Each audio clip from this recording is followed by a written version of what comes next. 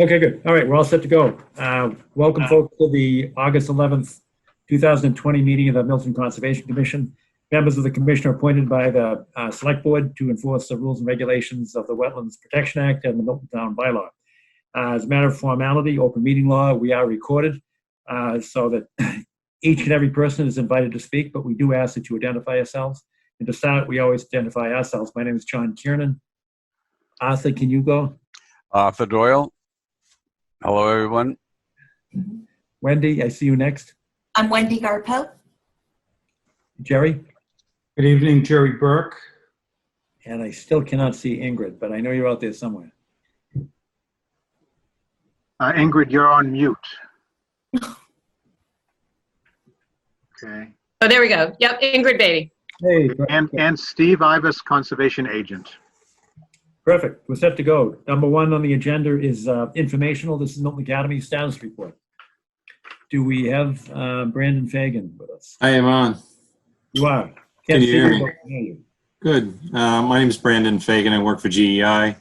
I'm the LSP of record for Milton Academy for the remediation and operation and maintenance of the site at Milton Academy, including a #2 fuel oil spill that happened back in the 1970s. The update for right now is we did our annual groundwater monitoring. We have a category of GW2-3 criteria that is designed to meet groundwater conditions within 15 feet of buildings and surface water and groundwater conditions for wetland and ecological risk.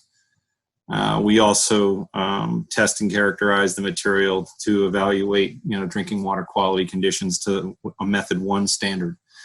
The results were positive. I forwarded you on copies of the results. We were all below, reportable concentrations for all of the 6 wells, with the exception of one, which was for some aromatic concentrations at 103 in a central well in the Elm Apple area inside the site.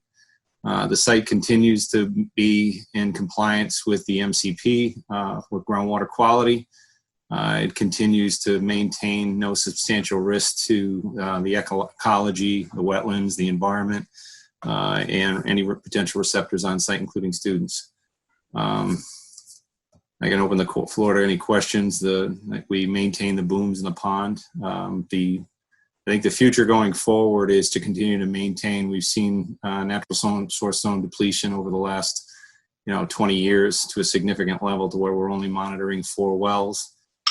EP is not requiring groundwater reporting biannually. It's actually now up to the LSP, 5-year LSP monitoring program. We continue to file the reports as a, kind of a courtesy to maintain contact with the town, as well as, manage the property in terms of the knowledge going forward to the people on the property. Any questions? Brandon, I just have one, and you may have just answered it, but in your executive summary, I'm on Roman numeral 4 as a page, and it says that the surface water testing for O'Hare Pond is done every 3 years. And I was surprised to see that it was 3-year testing as opposed to annual. We've been doing it, that long. We've got 27 years worth of data. We haven't had any exceedance. For all 27 years. So, and we don't have any product in the pond anymore. We don't have any sheen outbreak. We were doing it more regularly, back 15 years ago, as kind of a maintenance program, just for validation. But we haven't seen the same conditions because of the barrier wall's performance over the last, 15 years. So we don't have any product, we don't have any conditions of sheen, anything that would support a reason for having groundwater excursions. Okay. And what about the cleanliness of the detention basin right between the O'Hare Pond and the tennis courts? That's maintained on a regular basis. I mean, we haven't had to dig it out. We haven't had a significant amount of runoff or sedimentation in it in probably the last 3 or 4 years. We do maintain the cut work around RW1 and RW2 locations. Those are the outfall locations. so that we don't get any, we don't have sediment build up in any one of them. The story poles are still there. We monitor them on a quarterly basis when we go out to do the groundwater monitoring. All right, good. For the benefit of the public, this is an old site, and Milton Academy has been very diligent in reporting to us on a semi-annual basis for 28 years that I've been on the Conservation Commission, and we hear from them twice a year. And Brandon, you've been there since the beginning, and thank you very much for your articulate and responsive report. Any questions from commissioners? John, when's the last time the Conservation Commission made a site visit? As a group, Yes. it's been, I don't know, we've been there for other reasons. Yeah. It was a year ago we were there for something else. Yeah, we've done other conditions. There was a watering of the field. We were up there for they replaced the track. So we've been there periodically for reasons other than this site. It's the same place though. Yeah, I'd like a site visit so that we can have all these wells, retention, to take a peek at the pond, and to be able to view the area. A nice area. If we've got a site walk this coming up, I think we do, that we'll be scheduling one. We can certainly add that to the list, Jerry. There's not much to see. The monitoring wells are, it's like the stub of a pipe. You're not going to see anything, but the pond is very pretty and it's a nice place to be. So that's all right. Brandon, do you have any? Yeah, I mean the public access on the property is pretty open. They don't control a lot of the public access. So people use the tennis courts, people walk around the pond. The only thing we try to ask is that people don't kind of go inside the barrier gate area, only because we have booms out there as a maintenance, and other than the trees falling on it, things like that are generally maintained. It's pretty much open visibility. Well, can somebody meet us there? Sure, absolutely. You tell me when and I can be there. Steve, can you guesstimate as to how many places we might want to see, and then we could take a survey of the commissioners to see what date they'd be available? I'm guesstimating 2 other locations at the present time. Maybe 3 if you want to go see the Beaver Dam.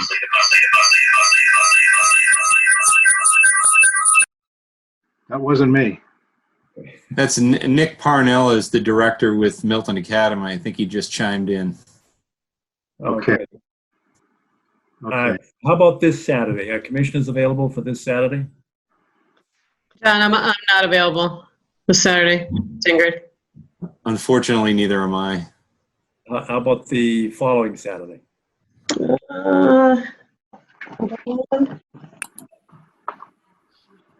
Nick, the Conservation Commission has requested a site walk. They haven't been out in many years and would like to come out to the site and do a quick walk around to understand the conditions of the site and the layout with your approval.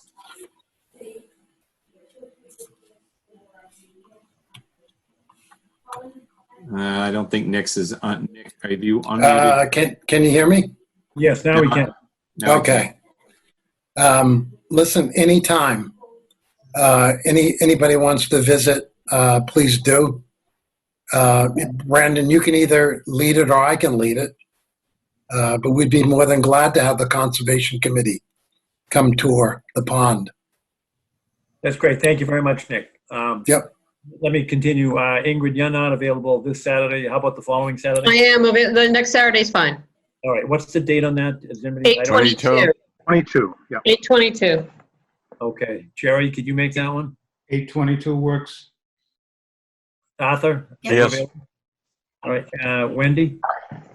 Yes. All right. 8:22. I think that's it. Did I miss anybody? 8:22. And let's, what time do you want to start, Wendy? How about 8:30? 8:30 would be great. That's good. Okay.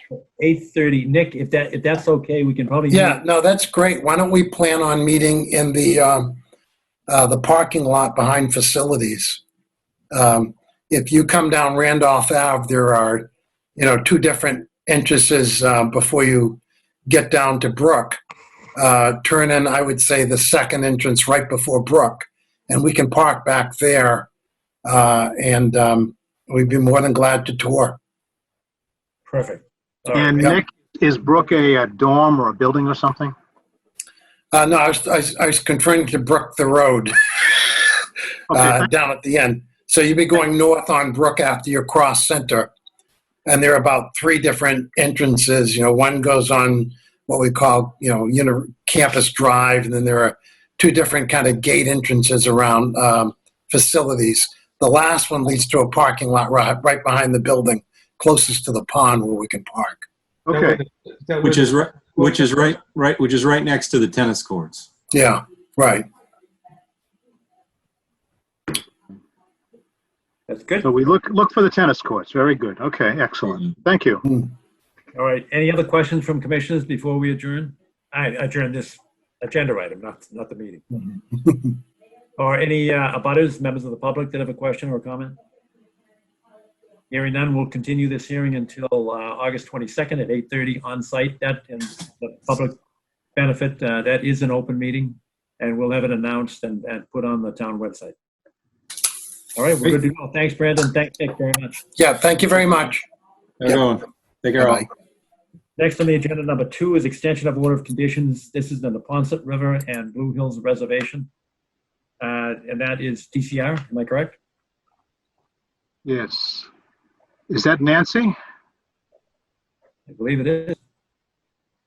Nancy, you need to unmute yourself. Let's see. About now? Now you've got it. That's good. Good. Okay. I'm Nancy Putnam, ecologist and ACEC coordinator with DCR. And I have with me Casey Duggan, our stewardship assistant, and also Ali Ishandi, who is another ecologist working at DCR currently. She just started back on staff this week, so we're really excited to have her on board. And we're requesting along with the Natural Heritage Program, which, we were kind of joint applicants in this filing. Natural Heritage Program and DCR are requesting a 3-year extension to our order of conditions for invasive plant management near wetland resource areas and sometimes within wetland resource areas in Milton, in the Neponset River Reservation and Fowl Meadow, primarily. Nancy, can I ask you a question? And I just did a cursory review, so I didn't read the article in detail, but I'm reflecting back. It's probably 5 years ago. Purple loosestrife. There was a request, which we granted, by the way, to use bugs to eat beetles. Yes. Beetles. Not bugs. All right. How did that work out? Because I know I asked the question however many years ago it was, and I said, what happens when all the purple loosestrife is gone and the bugs are still there? Are they going to start eating, grass and trees and whatnot? And yeah, I was being facetious, but obviously that didn't happen. But was that a successful program, at least to control the purple loosestrife? My understanding is that it has helped to reduce the abundance of the purple loosestrife. There is still some in the reservation, and it varies year to year. But I wasn't involved with that filing, so I haven't been very connected with that particular project.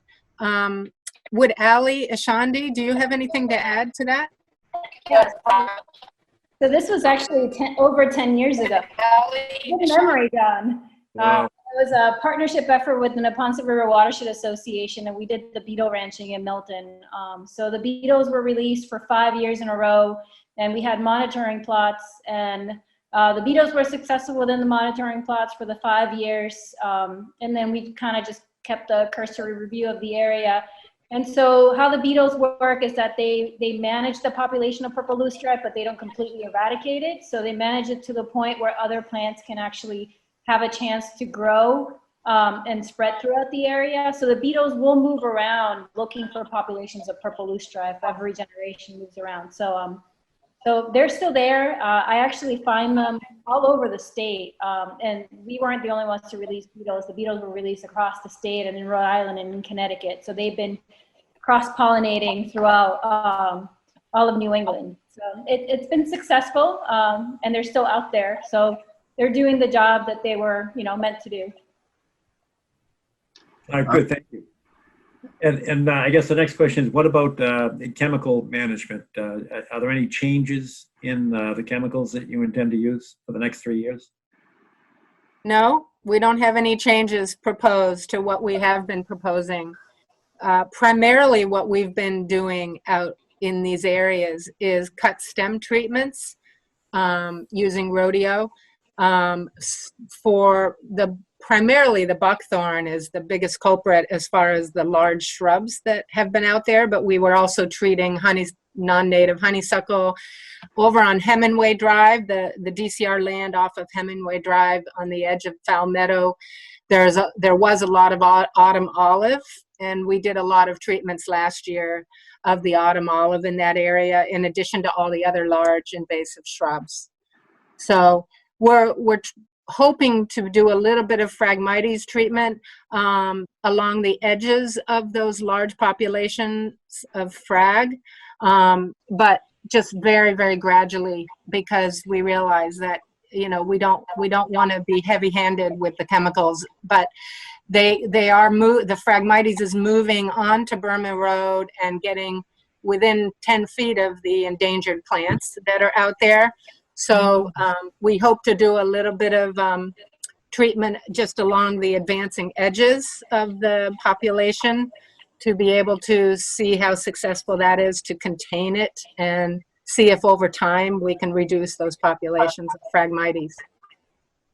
Nancy, for the Phragmites, it's also a cut and paint?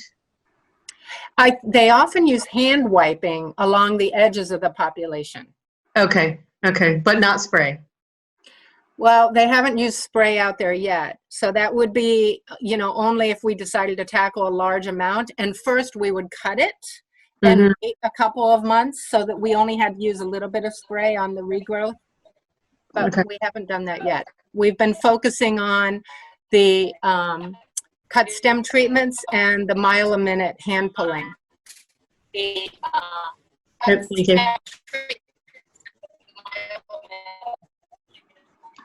And Nancy, you should know that the Watershed Association has been very successful with Phragmites treatment over off Harland Street. Oh, they have? Yes, they have. I was out there with Chris Bush, I think it is, about a month ago, and it was amazing the things that were coming up where the Phragmites was. It was actually fantastic to see. Oh, that's great. I will arrange a site visit with him. Yeah. We've been wanting, we've been trying to work together on projects, but, one of the projects they're trying to get done with us is a dam removal, and we've had a hard time internally getting approval for that. So I haven't talked to him much in the last few months, but I remember that he was doing that, and they were spraying, correct? Yes, they were actually. Yeah, and it came out real well because other things are now popping up. It's stunning how well the spray worked in that location. And did they do it with backpack sprayers walking around? I believe so. Yes. Yep. And they use the same contractor that we do, and they're very. Yeah, you went mute on us, Nancy. Is that Chris Politan that they're using? Yes, Chris Politan and his crew. And so, we'll make sure we go out and take a look at that, because that would be really helpful. I mean, in Fowl Meadow, we have numerous rare species of plants and animals, so we've wanted to be very cautious. But the invasive management that we've done out there has made a big difference. Can you see the shared screen, by the way? Have I done that properly? Yeah, I can see the top half of the map. Good. Okay. Burma Road, basically. A little bit of Burma. Yeah. Okay, good. Okay. Nancy, if I may ask, Where is the location of the dam that we'd like to have removed? So actually, the dam is just over the, let's see, it's on It- Canton Avenue It's Canton Ave at Unquity, right? at Pine Tree Brook. Right. But yes, it's Unquity Road, right? That's right. And we have a permit for that, and from the Conservation Commission, and we got all the other permits also. But DCR has had a difficult time figuring out, how comfortable who's going to actually do the work. So, and we've had a lot of changes in our administration in the last 2 years. So we need to try to tackle that again. See if Good we luck. can. Yeah, thank you. So we would be leaving the wing walls there. We would just be removing what is the obstruction to the fish passage. Good. I know that's been in discussion for a long time, and it would be a welcome change. It sure would. It sure would. And this is a good time. We have a new conservation director who just started last week. So maybe we can talk to him about this case tomorrow, actually, and give him a tour, and maybe that will help. Great. Excellent. Thank you. Thank I have you. a quick question, but I'm going to ask that either Ingrid or Wendy ask the question. How comfortable is everybody with the use of rodeo? I know there have been some discussions about changing chemicals. Ingrid? As long as it's isolated, the cut stem paint, I'm fine with it. I'm not so crazy about the spraying because it does get disseminated. And so, Steve, I'm actually surprised at what you said, because if the spray lands where it shouldn't land, it can very easily kill what it should not be, what it's not designed to kill. I may be wrong on the application method. I should check that. I will check that with Chris, okay? Yeah. Because we were just both stunned at how much is growing there. And you can see it easily from, if you go Harlan Street and look at the Pine Tree Brook crossing, and then go on the west and look on the west side of that Pine Tree Brook crossing, which would be, as you're going up toward, what is it? Hillside, it would be on your right-hand side. Take a look. It's amazing. It's absolutely amazing. The crew tends to use rodeo instead of Roundup because they have concerns about the carrying agents that are used in Roundup. Yeah, it's the same active ingredient, though, correct? It's the same active ingredient, but there's a lot of controversy by the professionals as to what is causing the most harm, whether it's the glyphosate or whether it's the other chemicals that Monsanto put in the Roundup. Yeah. I know there's been a trend to lean more towards rodeo, but it's still glyphosate. Yep, it is still glyphosate. If you look in our work plan, they can also use triclopyr, but that's evidently more harmful to the environment. Has a longer residence time, I believe. So, but they are allowed to use that if people would prefer that. So, so far we haven't been doing any widespread. The spraying that we've had to do with invasives under my watch so far has been of swallowwort, because that really doesn't respond to anything but foliar spray. And we've been using it in rare species habitats across the state, both that have both rare animals and rare plants, and the results have been wonderful. I mean, and this is with the rare plants within 6 inches of the swallowwort. We haven't had any, collateral damage. It's been very impressive. I think it does depend which contractor you use. I think, it's really important to be careful who one hires to do this work, and to make sure that all of the conditions are followed carefully. Right. But we've had very good success, and Natural Heritage uses it in areas that are the closest to the really endangered plants. They like to do the spraying themselves. Right. I mean, so long as it's judiciously applied, I have no problem. And there's certain invasives that you have to use, the high power stuff. Yeah. when I've been out with my crew at other sites where they have to spray for knotweed lately, I mean, in the whole day, they were using just a few ounces. Yeah.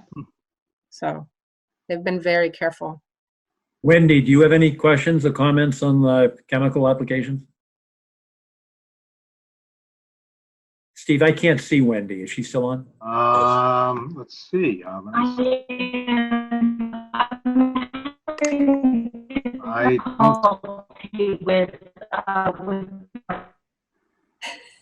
Wendy, if you can hear us, we cannot hear you.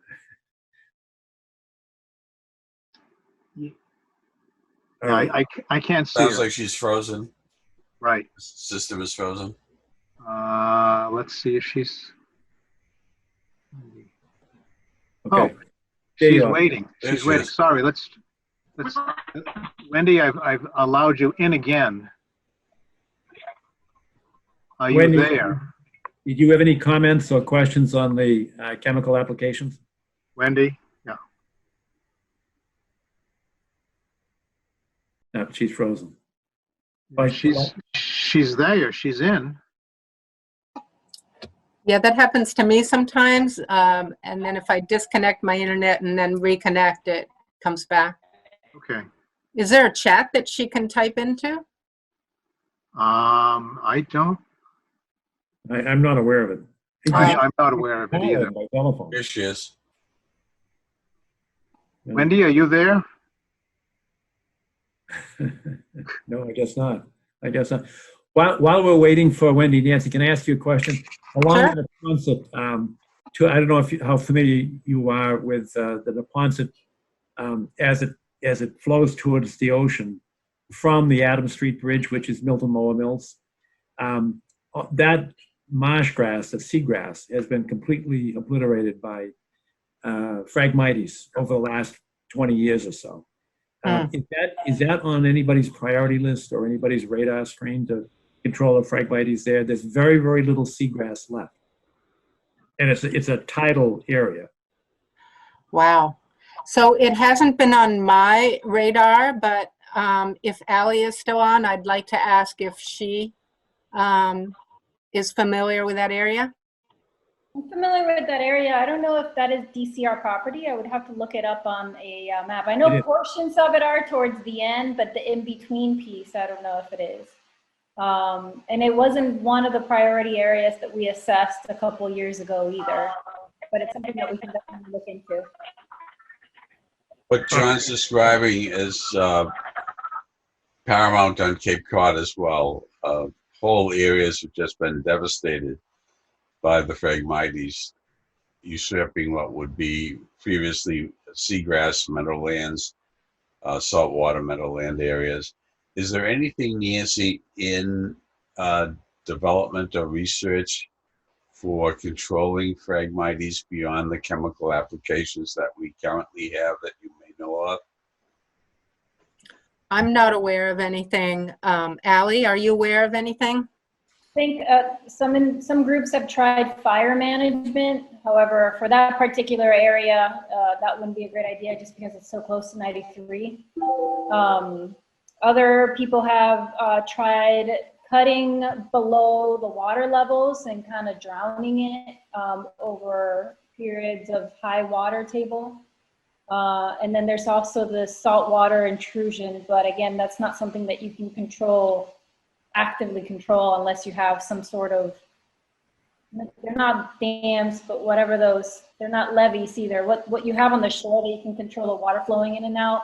Right. Tide gates? Yes, the flood gates. Those are the three strategies that I know of. But even in the Great Marsh, they've been doing chemical control in the Marsh Master. So, and that's also all, that's up in Essex County. That's all saltwater marsh as well. Right. And There- anywhere there is, I'm It sorry. burned. Remember, John, it was, oh God, it was probably 5 years ago, just anecdotal evidence that a large portion of that Phragmites marsh, for lack of a better term, burned, and it came back with a vengeance. You're right. There is a passive method. Let's call it time and sea level rise. Seriously, it will get rid of the frag, but you may not like Salinity, right? Yeah. the other impacts. Not with this brackish water, unfortunately. That's right. That's right. Not way, way up in those little creeks. That's correct. Does it even have to be way, way up? All right. Well, we have, unless there are any other specific questions, this is a request to extend the order of conditions for a period of 3 years. Are there any members of the public, abutters, that would like to be heard in terms of that request and how the commission should vote on that request? Hearing none, are there any other questions from commissioners? Hearing none, is there a motion to extend the order for an additional 3 years to continue with the control of the invasive species? So moved. Is there a second? Second. Thanks, Arthur. Any further discussion? Hearing none, all in favor, say aye or wave. Aye. I,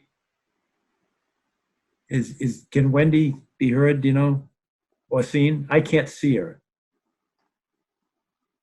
Can you tell Steve how she votes? Let's see, Wendy. She's unmute. Wendy, can I unmute you? Wendy, can you? No. All right. Yeah, I can't see her. Hang on a second. Let me see if I can find her on the screen. No. Oh, here we go. Screen sharing is stopped.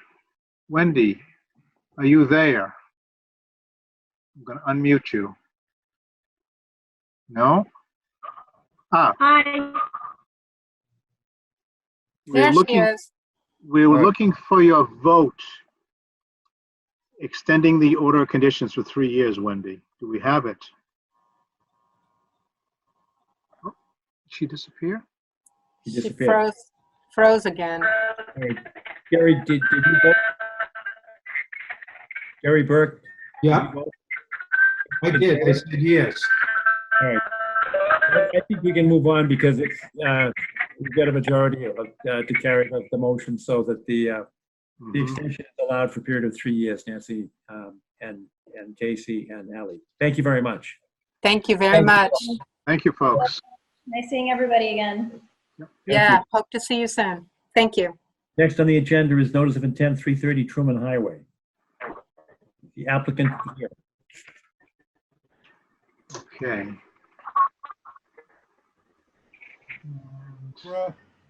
I'm John Spink.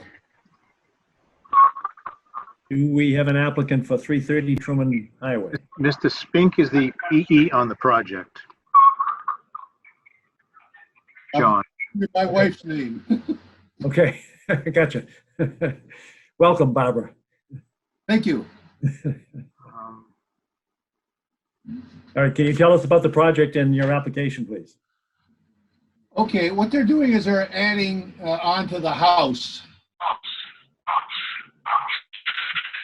Is that me echoing or you?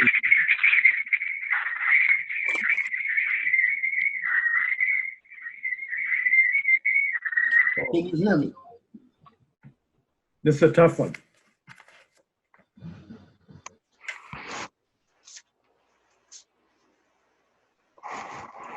Can you try it again? I think he's frozen. Steve, can you help Can him? you hear me? I'm getting an echo back here. I think that's when Wendy came on and she's Got a, Can you hear me now? looks like she's okay now. yes. Yes, we sure can. All right, they're adding on to, if you're looking at the house from the road, they're adding on to the left-hand side of the house and the back of the house. You guys have a wetland up front in the left, in the right-hand side in the front of the yard. The addition, any kind of the water that runs off the site runs not to the wetlands, but down to Truman on the eastern part of it. Can people see what I've placed on the screen? No. No. And I'm looking for a wetlands designation, and I didn't find one in the, I might have looked right by it. That but I was didn't done find about one. a year or so ago by the, you guys did a septic plan for them. You put in a septic system between the house and the wetlands. Yes, and I'll bring that up on the screen if I can, okay? From this application or the previous one, Steve? Previous application, okay? Share screen. And let's see if we can do that. Okay, that'll give you where the wetland is, the green. That's correct, yes. Right. Right, okay. Do you have a date on that, Steve? I'm sure we do. Hang on a sec, and I'll enlarge it, hopefully. It'll just take a few seconds to enlarge. Slow.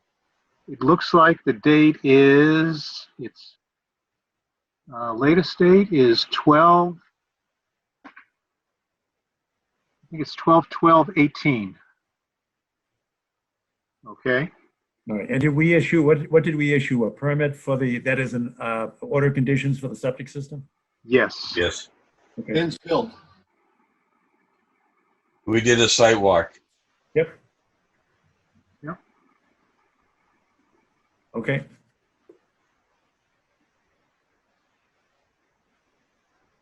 Go ahead. Tell us more about what's happening in the permit.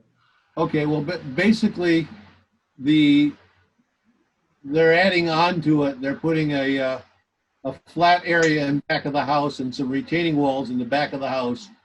So they have some actual yard or patio area in the back, and then they're grassing the rest of it. So you get an addition to the, in this case, to the east there. And all of that area flows down into Truman Parkway. Can you see the screen? Yes. Yes. Okay, the house, this is the new house. And It is- John, is this the watershed divide right here? Yes. Okay, To the left goes into the wetlands, and to the right goes into the street. okay, that makes sense. Yeah, and of course it goes on up the hill and over to the neighbors and the neighbors and the neighbors. Right. And that's an isolated pocket, and there's some kind of an outlet on it. Yes, and we believe the outlet goes across Truman Highway, I believe. It appears to me, I could not Right. confirm it. Right. But Do you know the increase in impervious surface? Yes, that runs onto Truman Highway, that's correct. No, my question was whether or not there's an increase in the impervious surface for the new addition. And what it Yes. is, obviously there And is. the answer is yes, and it runs into the Truman Highway. Well, that would be something that we might be a cause for concern. There may be some way to capture that and detain it so that it doesn't go onto the highway. Do you have any stormwater calculations as to what the runoff is? And This is a single-family house. What's that? This is a single-family house. Yes. I'm aware of it. Oh, okay. So we'd want to know what the increase is, because if you're increasing, as I understand it, the whole house is within our jurisdiction. And therefore, Yes, of course. The whole house is within your jurisdiction. That's correct. Sorry, so we would be concerned with the increase in the runoff, particularly if it's going on to Truman Highway. That's correct. You would have the jurisdiction over the increase. Therefore, do you have any idea of A, what the increase is, and B, a method to capture that so it does not go onto the highway, like some kind of a Caltech chamber or something? It's not a huge expense item, but it certainly would help the runoff onto the highway. Right, and I'm not aware that the highway has a problem with getting the runoff off that area. But you're increasing it. That's correct. So we need to know what the increase is. We can give that to you if you wish. Yes. Okay, that would be very helpful. Do you have a policy of no increase to the road? Do I have to solve that problem? Is that the question? we have a policy of trying to control the increased runoff. So the answer is yes. About, the amount. I of course can figure out a way so you don't get any. So, yeah. Well, that would be great if there was no. If you wish us to do that, yeah.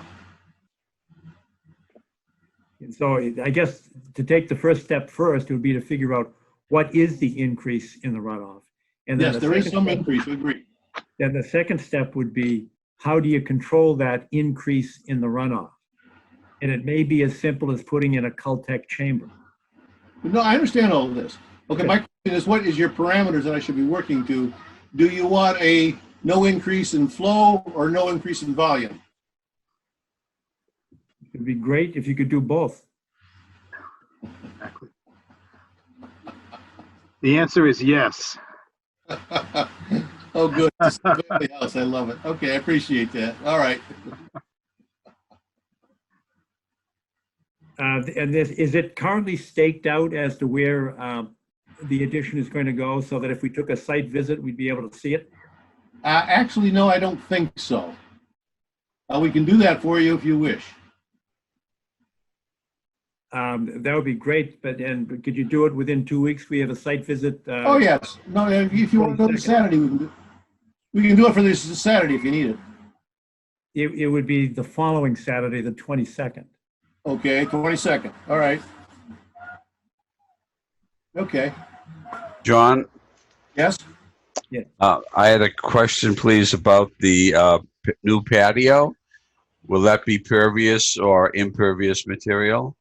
Well, right at the moment, they're thinking they want to keep it as impervious as they can.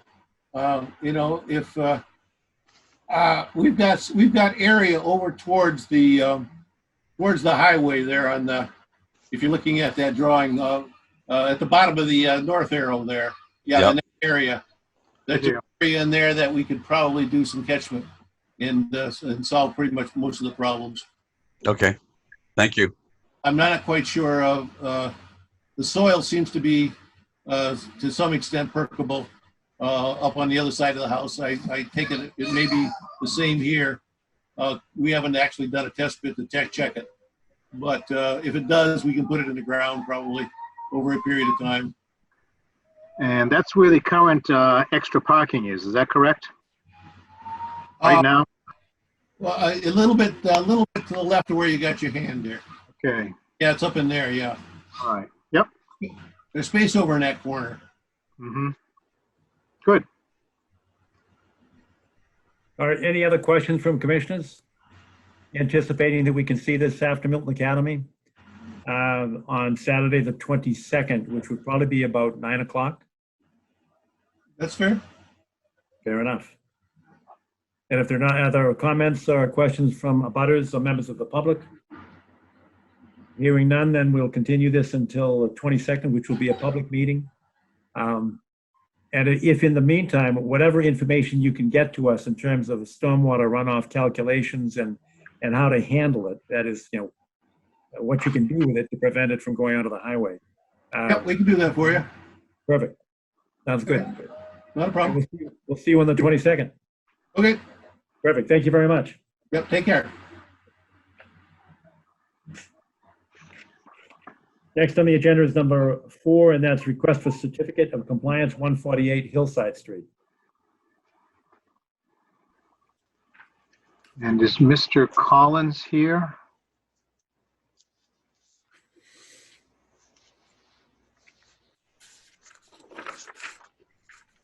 You see him at all? I do not see Mr. Collins. Are you there? Okay, we do have July 8th letter from George Collins, professional engineer. And he submitted what we need, which is his attestation that, and I'm quoting now, I have inspected the above site and found it to be in substantial compliance with the approved plans. Those plans would be our permitted plans. And that's what we do require.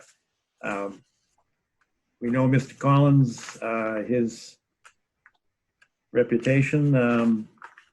And I must Excellent. add, Mr. Chairman, I have been to the site and it's well stabilized. It's beautiful. Good. Very, very well done. Other questions from commissioners? Abutters, members of the public? Does anyone feel that we need a site walk? I do not. I do not either. And we have this, the signed and dated engineer's plan to accompany the letter. Right then, is there a motion to issue the certificate of compliance based So on the moved. letter from Mr. Collins? So moved. Is there a second? Second, Is there any discussion? All in favor, say aye. Aye. aye. Ingrid and Wendy, it was faint, and I can't see them, Steve. Perhaps you can. Oh, I heard an aye. Aye, that's Wendy. I say Okay, aye. good. And Okay. Ingrid as well. All right, Okay, good. very good. Sounds unanimous. Thank you very much. Next That's on the agenda is, also Mr. Collins on Ford Ranch Road, literally right around the corner from this site. And I saw that one as well, and it's looking great. and for that, we have a letter dated July 8th, 2020 from George Collins, PE. And he states, and I quote, "I have inspected the above site and found it to be in substantial compliance with the approved plans." And for the public's benefit, the commission members have been there on at least 2 occasions within the last 6 months or so. Yes. And you've seen it as well, Steve? Yes, I sure have, as recently as last week. All right. And this was unbelievably close to a stream. Correct. And I think they improved it by moving the leaching field further away from the stream, which is an upgrade. And they also have a new high-tech system, which is designed to further protect the resource area. Are there any questions from commissioners? Members of No, the this is a considerable improvement over what was there, John. public? I agree. Great engineering and technological advancement. Are there any other comments, questions from abutters, members of the public, commissioners? Hearing none, is there a motion to approve the certificate of compliance supported by the attestation by Mr. Collins? So moved. Thank you, Arthur. Is there a second? Second. Ingrid, thank you. Any discussion? Hearing none, all in favor, say aye. Aye. Aye. I didn't hear Wendy. Did anybody hear her or see her wave? Wendy is frozen. Sorry, Yeah. Wendy. Well, motion passes. I don't know whether it's unanimous or not, but the motion passes. Wendy, were you good with that? I just had her come into the group again. I just admitted her again. Nope. No Wendy. Okay. All right, well, motion passes. Next on the agenda is request for certificate of compliance, 106 Forbes Road. Can you tell me what that is, Steve, and whether or not you've been to make a site visit? Yes, that's the property that's due west of the funicular. And I made a site visit late last week as well. And Jim Burke should be on this. I think I invited him in. I'm on, Steve. Okay, very good. If you read Jim's letter, Jim, tell us the number of plants that were supposed to be there and the number of plants that are there, trees and shrubs. There was a landscape plan done by Colatonio, I want to say back in 2000. And John knows the history of this particular lot. There were 37 trees and 60 shrubs proposed for the slope. And there was a certificate of compliance request back in 2008 when that slope was planted with those number of species.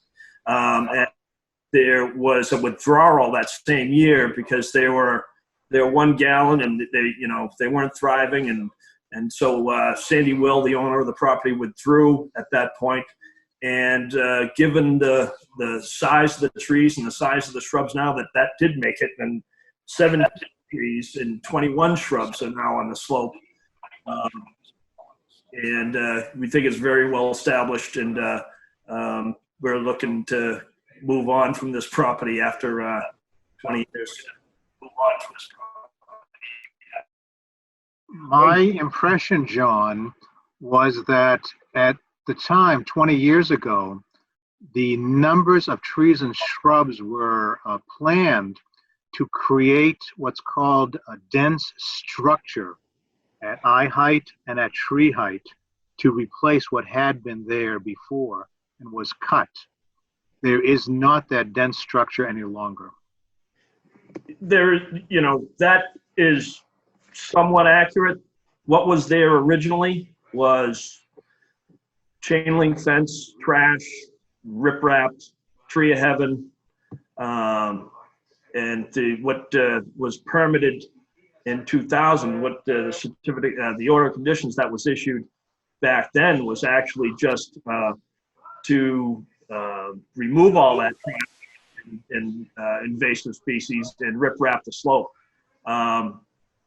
At that point, the order of conditions was amended to include vegetating the slope. And like I say, I think we've accomplished that. Going in there now and putting in another, 20 trees and shrubs, I think would defeat the purpose of what's out there now. I mean, it's a nice, mix of meadow and trees and shrubs and the like. I mean, Steve, you have to agree, it's actually in pretty good shape. What's growing there is in excellent shape, but it's too open. I mean, that's why I believe that's why the trees, the numbers were placed on the plan to create a complete wildlife habitat area rather than an open area. This does not, to my mind, take up any.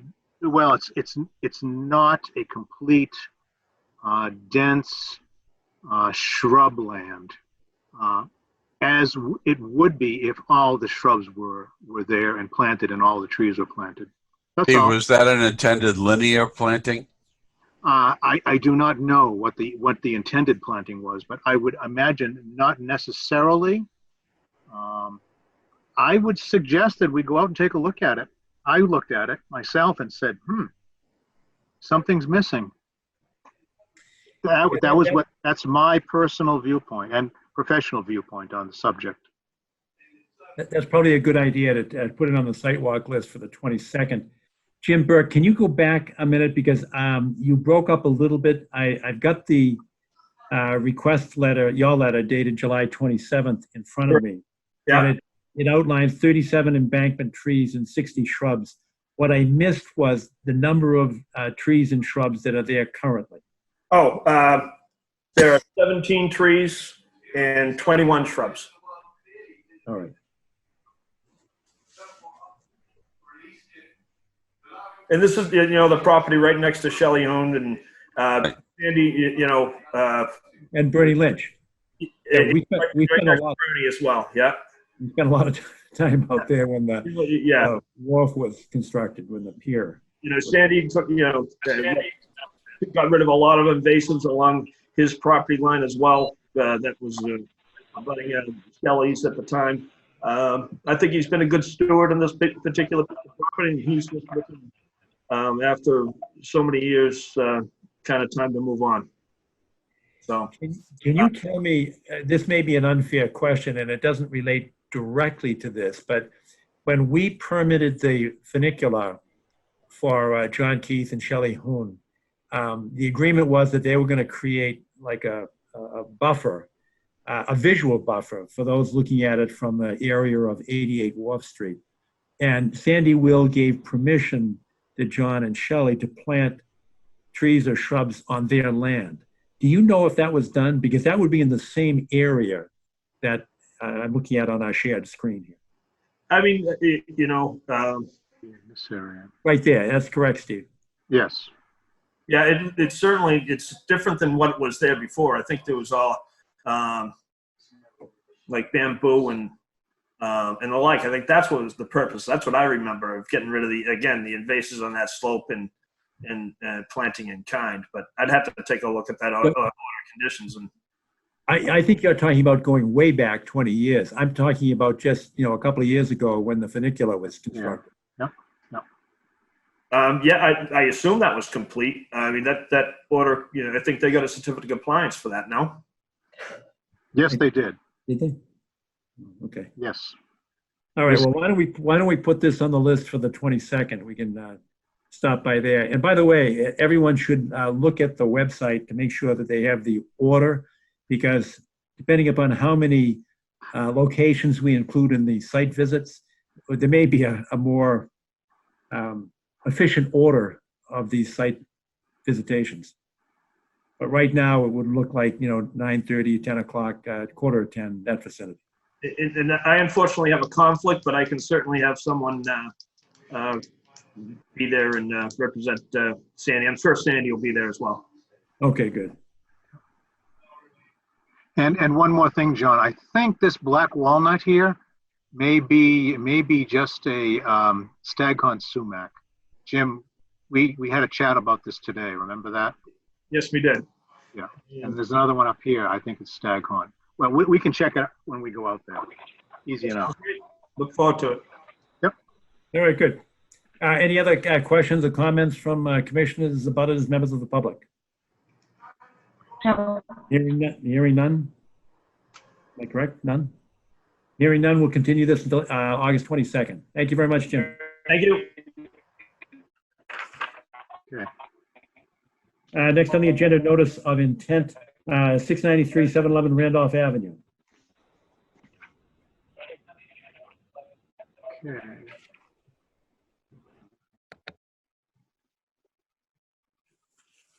And Jim, which would you like up? Maybe the plans? Site plans? Yeah, I think the site plans work. Okay. Good evening, Mr. Chairman. Can you hear me? It's Brian Levy. Yes, we can hear you, Brian. Thanks. Okay, I can see the site plans, and I can have a great shot of Steve's beard, but that's about it. Sorry. So, Mr. Chairman, we were last before you on July 14th, and after that hearing on July 30th, Scott Morrison, who's on the line tonight from Ecotech, and Jim Burke, who is on the line, put together a comprehensive response to all of the comments which had been made thus far. That was submitted on July 30. And then today we got back a reply to that document from your consultant, CEI. And judging by that document, there are very few issues left on the table as between the consultants. And what I would propose to do is to ask Scott Morrison to sort of walk through, take us through those open issues, and take it from there. Fair enough. Scott, can you walk us through the your findings and conclusions, and you can make reference to CEI's report. My only concern is that because we just received it today, I don't know if all the commissioners have had an opportunity to look at it. I gave it a pretty, when I say cursory, I don't mean I wasn't paying attention, but I didn't have much time to look at it today. But I have a sense of what's in there, and Scott, you may be in the same position that I am. Yes, we're in the same position that you are. We got the document today. And my understanding was that the CEI folks, I think, were on vacation, but they were able to turn it around quickly once they got back. And even though it's a lengthy document, there really are, a handful of issues left for discussion. So Scott, take it away, please. Good evening. Just for the record, Scott Morrison from Ecotech. In reviewing this letter, it appears that the vast majority of the comments have been addressed. I think there was just a kind of a couple questions remaining. One regarding how much of the buffer zone we're maintaining. We moved, as the commission's probably aware, we took your advice and really looked at it, and we determined that moving the replication area would preserve quite a bit more buffer zone up along where the building is. So we proposed construction of that replication area. We're also proposing to restore the access that goes down to that replication area. So post-construction, the replication area will be constructed, planted, and as we're moving out, we'll also restore the portions of the buffer zone required for access to that area. The remaining, Scott, can I interrupt? Steve, Sure. Are you able to follow what Scott is saying and just kind of direct our attention to what he's referring to? Yes, as a matter of fact, I'm going to do that right now, okay? Okay, Scott, I didn't mean to interrupt you, but it would help us if Sure. you talk at the same time we know where you are. And Yep, that's fine. Scott, he's talking about this area right here. I don't Yep. know if you folks can see it. Is that correct, Scott? That's correct. So the area in green is the new location of the replication area. If you recall, prior to that, it was constructed in two pieces. One being kind of a peninsula area between the wetland in the middle of that building, and there was a second area that was located up against the access road. So by moving that, we're able to preserve a significant additional amount of buffer zone when compared to those other two locations. And as we said, as Steve highlighted, the area kind of as we're working, as it's constructed, completed, and kind of working our way back out of there, that swath can be replanted. So we're preserving a considerable amount of buffer zone. Really, the remaining, buffer zone impacts are really unavoidable. We're meeting the narrative standard for work in the buffer zone. We've got a clear limit of work. We've got an erosion control barrier, and we're maintaining to the extent that we can as much of that buffer zone as possible. It's not a clear line because the kind of the shape and configuration of the wetlands. So it's narrower in places and wider in other places, but it's pretty much the best we can fit in there. And again, we're doing quite a bit of mitigation and restoration. So that was that comment. I think there were a couple other comments. Hey, Scott, I'm sorry to interrupt again, but before you move on, Steve, if you can take your pointer or your cursor back to the green area, the replication area, can you point out, I'm having a hard time reading that. Can you locate for me the detention basin on the DPW land? Because there's a pipe that leads from the DPW yard into the wetland area. And it might be a little bit closer to Randolph Avenue, but I can't tell if it's marked there. It's not marked on this plan, John, but it's in this general area right in here. Yep. There's number 669 here. Yep. There is a small rain garden that has been planted recently here, and the pipe is very close to the zoning and the property line right in here. The problem is, and we need to take a look at that more closely at some point in the near future, some of the water from that pipe is backing up into the small rain garden that has been planted here, okay? Yeah. So that's the situation there. So they're well away from that with their work in adjacent to the wetland. Okay, good. Thank you. So that's the remaining comment on, I believe it's page 9 of the response letter that we received today. If we move on from there, if we're done with that, we can move on to, I believe the next comment is on page 14. They're talking about the recharge volume for the stormwater. They're suggesting that the commission add a condition to the order conditions recommending that the infiltration system, when installed, is tested to confirm the proposed infiltration rates are at the correct depth and flow for 24-hour storm. So that was a suggested condition that CEI has made for the order of conditions. And again, that was on page 14. 14 of the CEI report today. Yes, that's correct. The next comment is on page 18, if you're following along. Discussion of just asking that there be a, they're looking for some additional information for the contractor for approval regarding the shoring for the crossing. And that's on page 18. The remainder of comments are addressed through page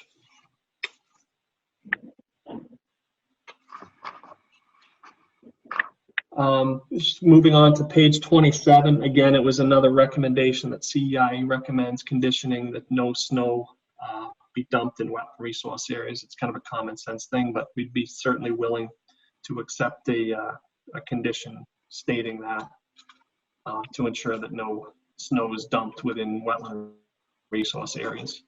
That's again page 27. Yeah, is there a practical component to that? And what I'm really asking is there space to put snow, or is it going to require that you move it off-site? It's a combination. So in small storms, there'll be plenty of room to store it on site. If it exceeds the site capacity, it will be required to be loaded into trucks and disposed off-site. Scott, this is Steve Ivis. I have in my notes from last month that the engineers were supposed to provide the snow storage area on the plans. I did not find them anywhere on the plans. Are they there or not? Do you know? I'd have to go look at the plans again. I had thought we located areas for snow storage. Jim might be able to chime in on that. If not, we can certainly. I think some of the previous applications showed snow storage. Yes, but I did not find them on this set of plans, and these are the most recent, of course. Yeah, the snow storage has, again, kind of a long history to it. It was, shown on the layout sheet, and I think that's sheet 5. I think it's the previous one that you're showing now, Steve. But what we're showing is 2 locations at this point. We had to take it away from some abutting property lines. If you go back I think this is sheet 5 here. Is that correct? Layout? Yeah, and if you zoom in. Okay, where shall I zoom in to? Zoom into the central parking lot. Central parking lot. Okay, we're getting there. All right, see that little it says snow storage area? Yep, 1,275 square feet. Yeah, and then there's another one above that. And then there should be one. I don't see much. Yeah, no, there isn't. We had to get rid of it because you guys kept taking it away. So the thing is when it comes down to it, we had it on the like I say, in the abutting sides here, we had some snow storage behind the upper building. We had some snow storage to the south and southwest. Yeah, when it came down to it, I mean, like we said earlier, it's going to be being a property management issue. I can show you some earlier versions of where we proposed snow storage, but there was concerns from neighbors and the commission with regards to where we're proposing to store it. So we took it out. I'm uncomfortable with the management decision. I'm with Steve. Yeah. The plans that we have before us don't have them. And I think then it's necessary that we determine where they are. But let me ask you this, Jim. Sure. You got parking spaces all around that snow storage area. What are you going to do when cars are parked there and it snows? How are you going to get snow in there? It'll have to be managed. The cars will, some cars will have to be moved, and you've got access over the sidewalk to the south. You can push the snow over the sidewalk that way. Snow blowers and shovels. Snow blowers and shovels for this parking area. It'll be a combination. Entire parking area. Work. I'm not, really. We're proposing snow storage in up against the curbings and the wall and the like. The snow storage area that we have shown is the largest area that we have. And if we can't fit snow managed on site, it'll have to be taken off site. We've been saying that since day one. Well, I feel comfortable with no storage. I'm not comfortable with management decisions later on. Not at all. But that might be for the next meeting. Okay, that's an issue to be addressed. And Jim, I might have missed this, and I do have a clear recollection of some of the original spots for snow storage. But in addition to the one that you've identified, the 1275, are there other ones or not? Yeah, there's definitely another one. It's hard for me to see the plan. I can open it up on my computer. Okay, I'll move it around a little bit.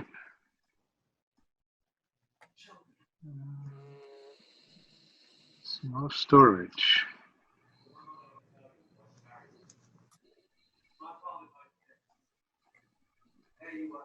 Well, there's a snow storage area right here. Proposed lot 2 at 7-Eleven. Okay, yeah. Right here, but that's a heck of a long way across the wetland and down the hill. Yeah, I agree. I mean, the road's going to have some place to place the snow, and you could put some, snow storage available along the roadway itself. There is,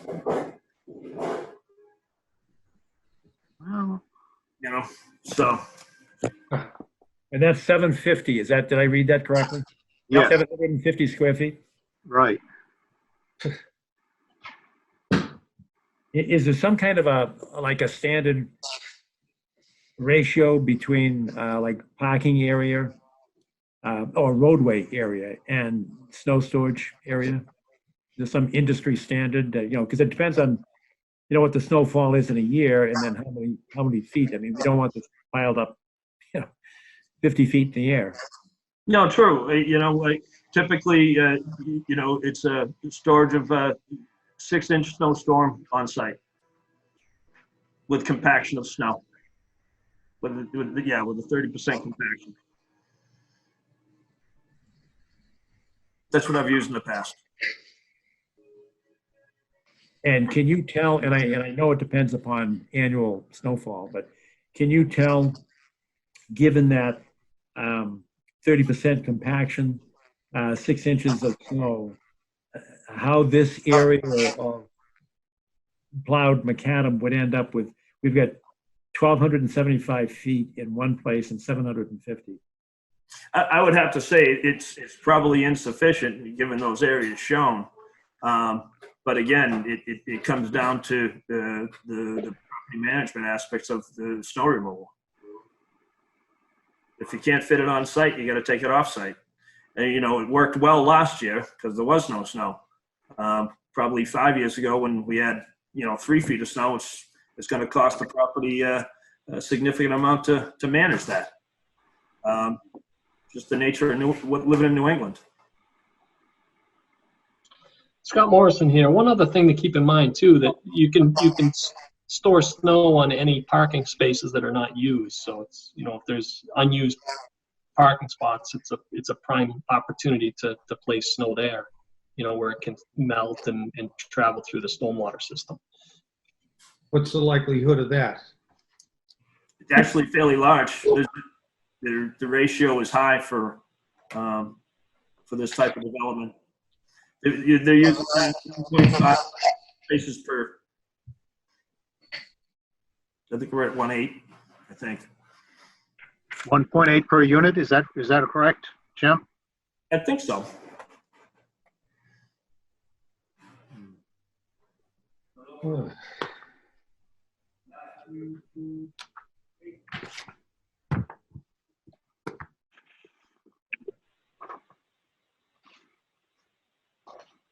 So I have a couple more questions from last time related to snow. You were supposed to provide clarification of what an environmentally safe de-icer is. We were waiting for that question. A safe de-icer? Environmentally safe de-icer, that's correct. Yep, it's in my notes from last month.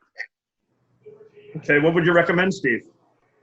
I'm not the consultant here for this project. Well, you must have an idea.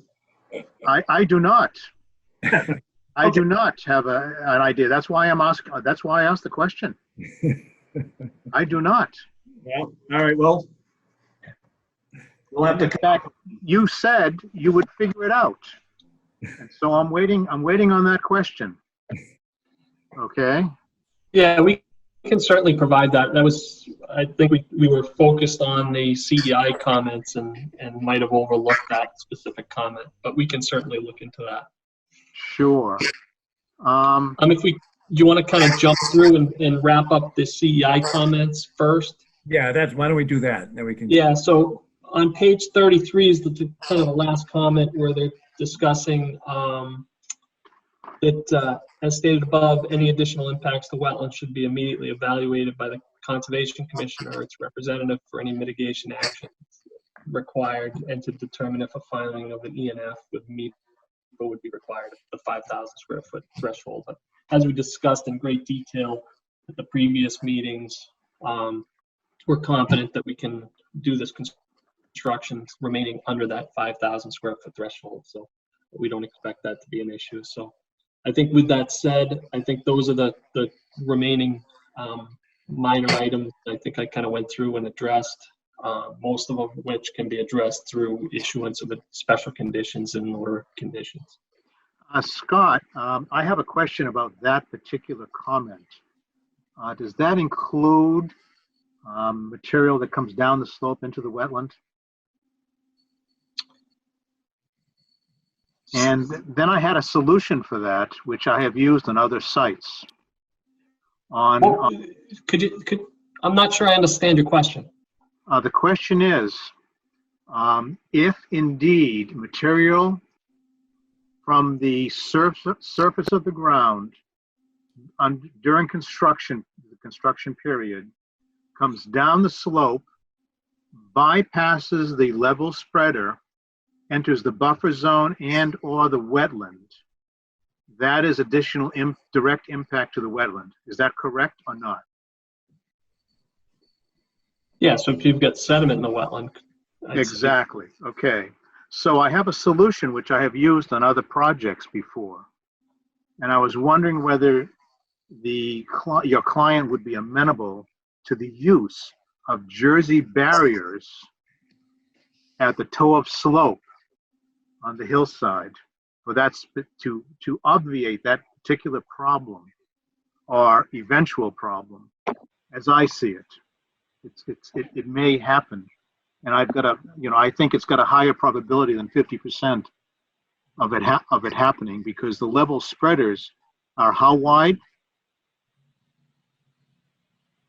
I think they're roughly, Jim would be able to answer this, but I think it's roughly 50 feet. No, that's long. How wide are they? Oh, the width? Yes. All right. 6 inches, a foot? Oh, you mean how deep? No, how wide on the surface of the ground? How wide are they? They're 50 feet long. What's the other dimension, Jim? Well, I'll be honest with you, Steve. It's actually a construction problem. And actually, I like your idea with the Jersey barriers, and it sounds like an issue that we discussed in a SWIP permit and the like. The contractor that's going to be hired to do this is going to be experienced in dealing with earthworks in difficult sites. Jim, in 35 years, It's actually discussed in the I letter. haven't seen anybody control their site 100%. In 35 years, not one site that I've been on has been controlled 100%. Okay? I'm just putting it out there. So I'm just thinking ahead. Appreciate that. Yeah. I'm thinking about, John, putting them in the order conditions. Again, what's the width of the level spreader?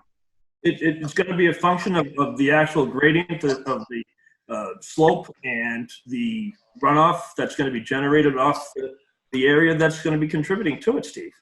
Right now, if you measure the width of them, they're probably like around 20 to 30 feet wide, and about probably 100 feet long. But they're somewhat arbitrary in the sense that you don't know exactly how the contractor is going to attack the problem. Well, isn't that for all of us to plan how to attack the problem, a potential problem? I mean, that's what we're here for tonight, aren't we? In New Jersey barriers is a great idea, Steve, but until you get a shovel in the ground, things change during construction, and the goal is to make sure that this site is 100% contained. Okay, I'm sorry. Then I'm misjudging what a level spreader is to you. I'm considering a level spreader very similar to a rectangular drain structure. Are you calling it a level spreader, a formed earthwork? Yes. Okay. If you go into there's a federal book, Sedimentation and Erosion Control, and I can yes, have it. Yeah, and that actually has level spreaders in it, and that's the intent of what we're using. It's basically a back-graded trench that water will be contained and not be concentrated in rivulets down gradient. So it's a back-graded swale, if you will, that doesn't allow water to gain speed downhill. Understood. And I'm thinking about water on a steep slope like this during construction, heading downhill fast, flowing extremely fast, heading into the level spreader and then popping back up out of it. That's all. I've seen it happen too many times. That's why we're here, trying to design things to prevent direct impact into the wetlands. That's all. And I'm on the same page there, Steve. Okay. Thank you.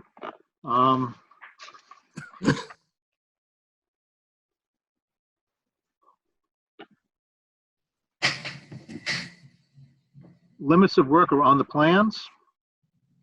Thank you very much. And then we never have gotten any information regarding, and John, I'm going to go to you with this, the effect of the filled roadway on the groundwater flow in combination with the storm events. Yeah, and Jim, I don't know if this goes to you or Scott or whomever, but I think I started back in the spring of 2014 when I first asked for a hydrology study. And I know, Jim, that you've done a number of calculations in terms of runoff for surface water, and I think that we're probably on our third iteration of those calculations. But the problem that I have always had is whether or not there's going to be any mountain impact that pushes back towards 669, that's Mr. Wu's property, where we just permitted his flood control measures. And I think we've all shared the photographs of the flooding in his home. And that's always been my concern. What's going to happen in terms of when the roadway goes in, and if you put in, whatever the fill is to support the roadway, and then you've got the, what I call the bridge abutments, but that which would support the culverts, that's not going to just affect surface water, which your calculations address, but I'm looking for what happens to the groundwater. So that's why I think the hydrology study is so important, because it's not just what's flowing on top on the rain events, but it's, where is the groundwater? And Jim, I don't know if you did this one or not, but I just read a plan this past weekend for Canton Avenue. And I was shocked to see that the groundwater elevation is 2 feet below elevation. And I'm going, wow, that's really high groundwater. So anyway, that's why I'm going back to this hydrology study, because I still don't know, and we don't have any data to demonstrate whether or not there's going to be a mounding impact and an increase of water along that 669, 675, 681 Randolph Avenue, those homes which historically have flooded. And that's why I'm you may think I'm hung up on it, and I've asked repeatedly for the alternatives analysis. And you did give me a cost one, I acknowledge that, in terms of the difference between the roadway that is suspended on piers or sonotubes or whatever you want to call them, as opposed to a filled roadway and then what I call the stone or concrete abutment that surrounds the culvert. Okay. I'm hung up on that, and my apologies for it, but I still don't see any data on that issue. All right. Let me just try to clear up one thing at a time. Okay. I submitted some calculations that identified the backup for the proposed culvert, basically the hydraulic capacity of the culvert. And that was the issue that I thought you were concerned with regard to the water being backed up because of the road towards 869. Is that accurate or not accurate? I'm sorry, towards Or whatever. Yes, is it 869? No, I think it's 669. 669. And Jim, that's half accurate. You did the work on the surface water. Is that correct? That's correct.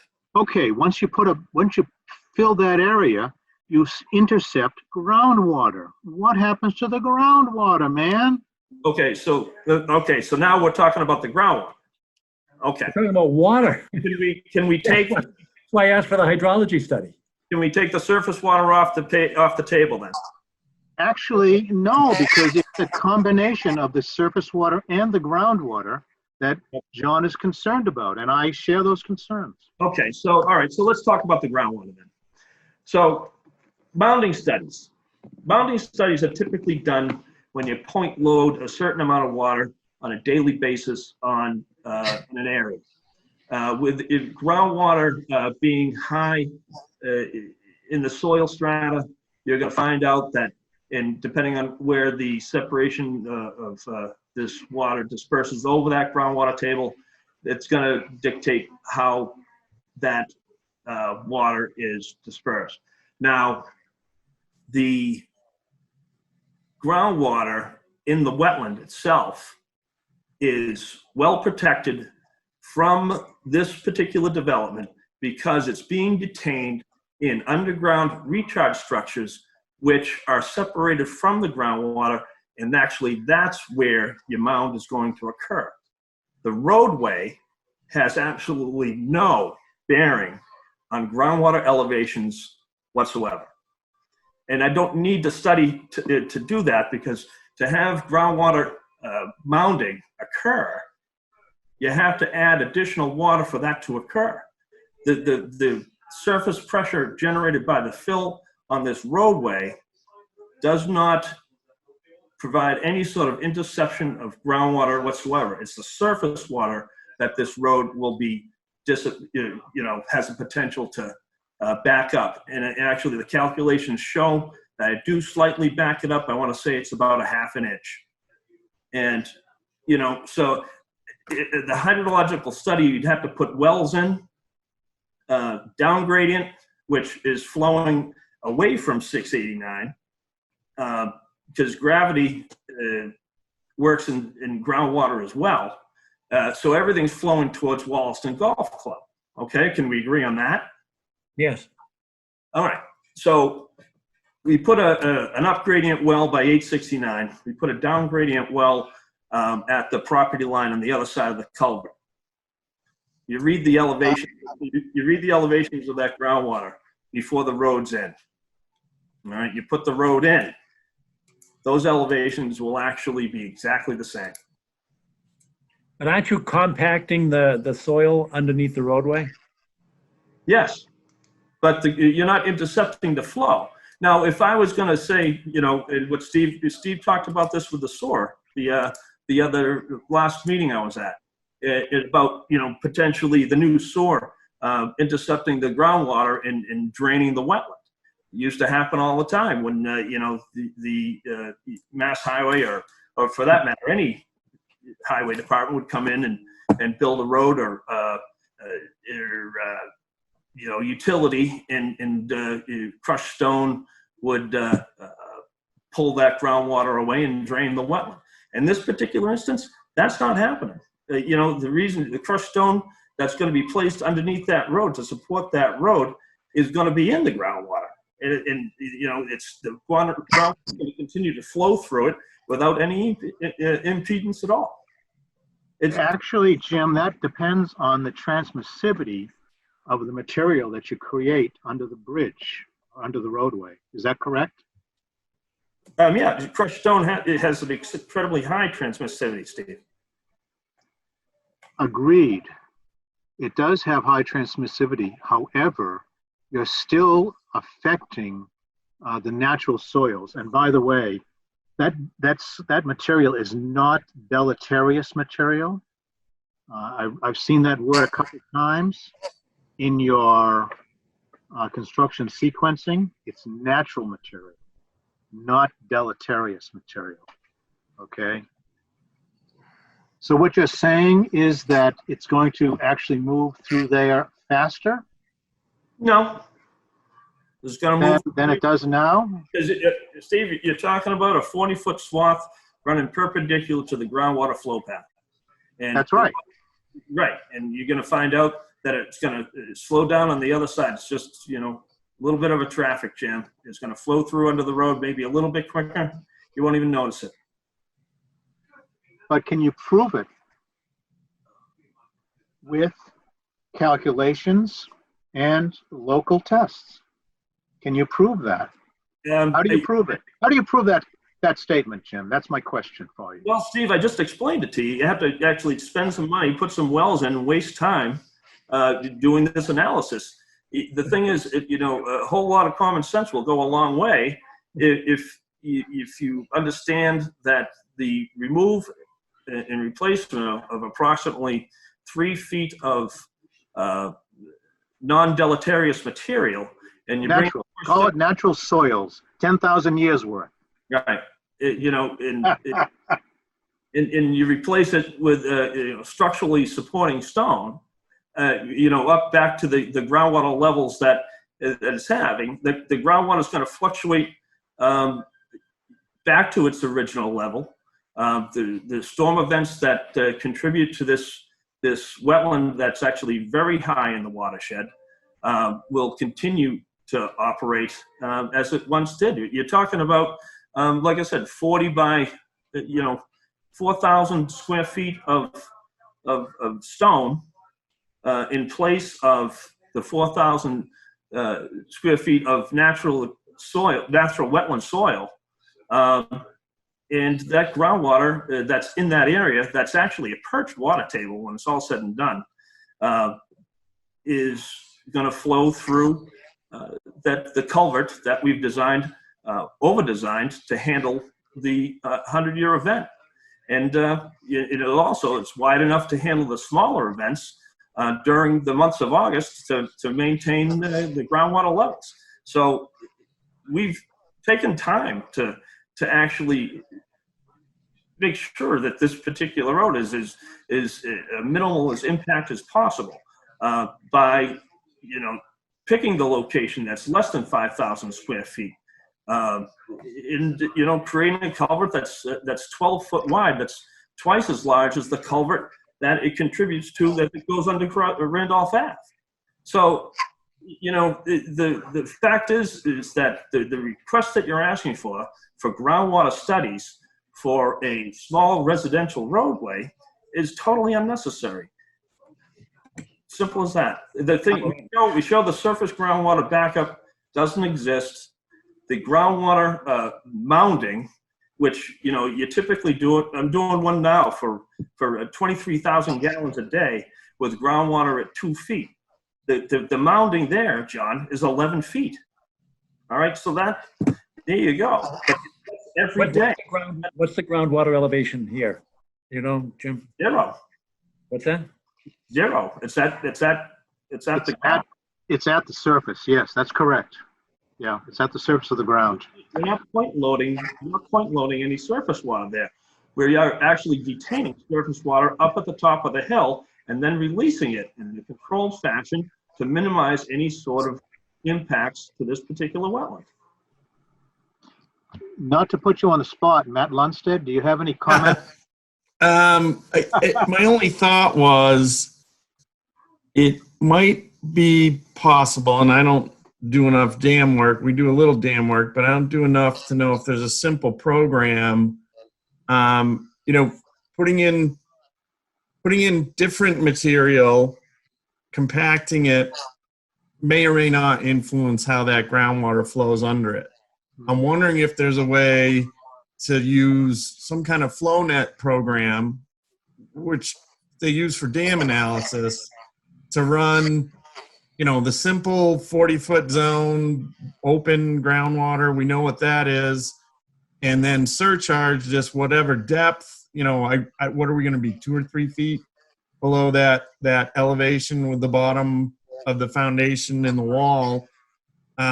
Assume some degree of settlement and compaction, and you might be able to get at least a difference in the flow net and see if we're talking about feet or inches. Because I think what they're getting at, Jim, is they're worried that if this does create any kind of backup in the groundwater, now in a storm that's coming out of the ground rather than being at the wetland surface, and you've got whatever comes from you know, whatever's causing the flooding right now at 669, whether it's a combination of Randolph Ave and the DPW or I don't know what. I don't know the nature of the flooding. I think their concern is those two things combined exacerbates whatever's been causing the flooding there rather than alleviates it.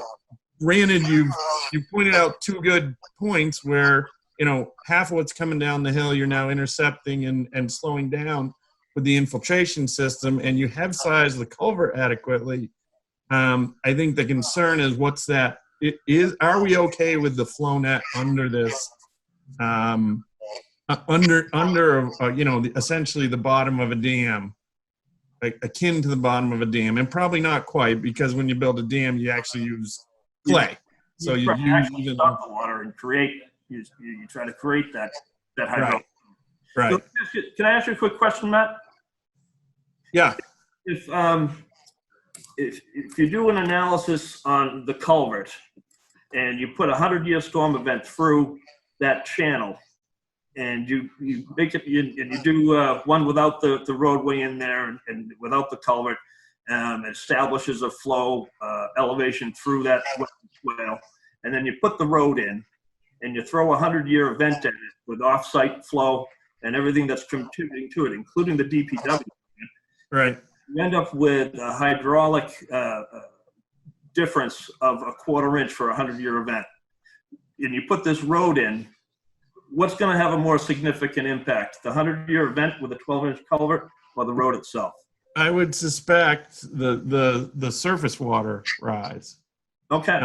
But you know, it may be a simple calc to compare, like John said, Steve said, make a couple assumptions on the 2 different materials, the transmissivity, and just prove that the groundwater is not going to be or another 1/4 inch. I'd be careful though, because we don't know. Has anyone studied what's been causing the flooding at 669? It's called 4 36-inch pipes coming off the DPW yard into Yeah. the guy's backyard. If you want Aiming to, at his yard, probably, right?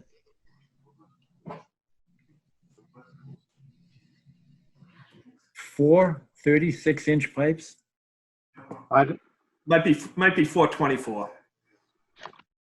There's a significant point discharge coming into this, and it's about 12 feet above the guy's yard. Well, I don't know. I'm aware of one pipe, and it's no more than 24 inches. John, I'll pick you up and I can bring you over. 12 feet above the yard. So, And John, I haven't seen them at all, so. Deb Keller and I are going to go out and take a look together because she's representing the folks at 669. So sometime in the next month, we'll be out there together looking at where the pipes are. She said that there were also some riprap that might be able to be adjusted to create a flow that was further south than east. So it's a pipes. routing issue. It's not a volume issue. It's a routing issue. Exactly. That's what it Yeah. looks like. That's exactly right. Yeah. if you could just all you have to do is just drop that outlet below the guy's yard and you'll be fine. That outlet is low.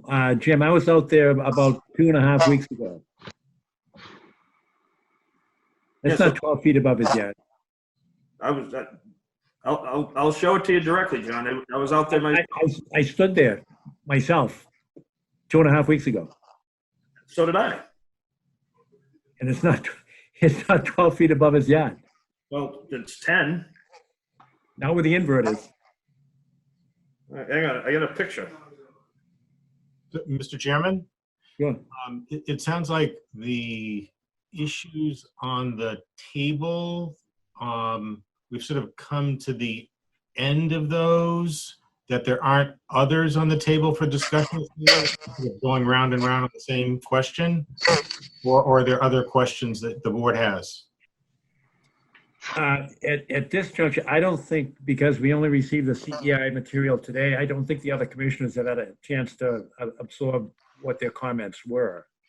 I know I haven't read it in detail. I went through it real fast, only because they had blue ink, which I found to be very helpful. But I don't think the other commissioners have had that, so I can't say that we've completed the questions. I'm going back to, my questions, and that's why I probably we're kicking this one to death in terms of the hydrology study, but that's exactly why I asked for it 6 years ago. So it's not a time waster and it's not a roadblock. It's something that I have consistently, I think I've said it at every single public meeting we've had. Because that's not just Mr. Wu's problem, and the people before him and the people before that. This has been an area of historic flooding. And what I'm trying to get back to is that if there is some kind of a mounting problem, no matter how slight it is, it would go to that alternatives analysis as to whether or not the pier-supported concrete plank bridging would be more appropriate to reduce that mounting, if there is any. So it all ties back to that alternatives analysis. And I know you gave us the cost component of that, and that's a legitimate criterion, but it's not the only criterion. But John, the elevation of the property under question 669 is also significantly higher than the wetlands that we're talking about that we'd be contributing to. So the 1/4 inch that I talked about from a stormwater analysis, we can certainly talk about the flow net, the dam capabilities of the road. But those heights are well within our property and not contributing off any sort of off-site flooding whatsoever. No, it's not the source of the water that we're talking about. It's putting a dam in front of the water. It's going to back up. That's why I keep talking about this pier-supported concrete plank bridge.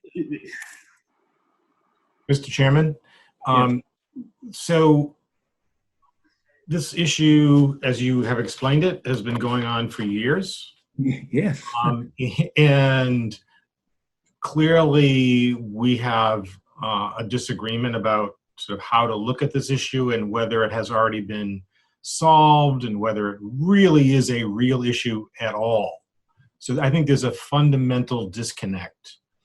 Let me ask you for your permission, Mr. Chairman, whether between now and the next hearing, whether or not my consultants can work directly and speak directly with your consultants to see if they can sort of come up with a sort of a way of looking at this, a methodology that they can agree on to try to wrestle this issue to the ground. They may not be successful, but I'd like to take one last final stab at trying to answer this question that you've put on the table. Does that sound fair to you? Well, it's a little bit like asking Steve Ivers to make recommendations for the applicant. I asked the applicant 6.5 years ago for a hydrology study.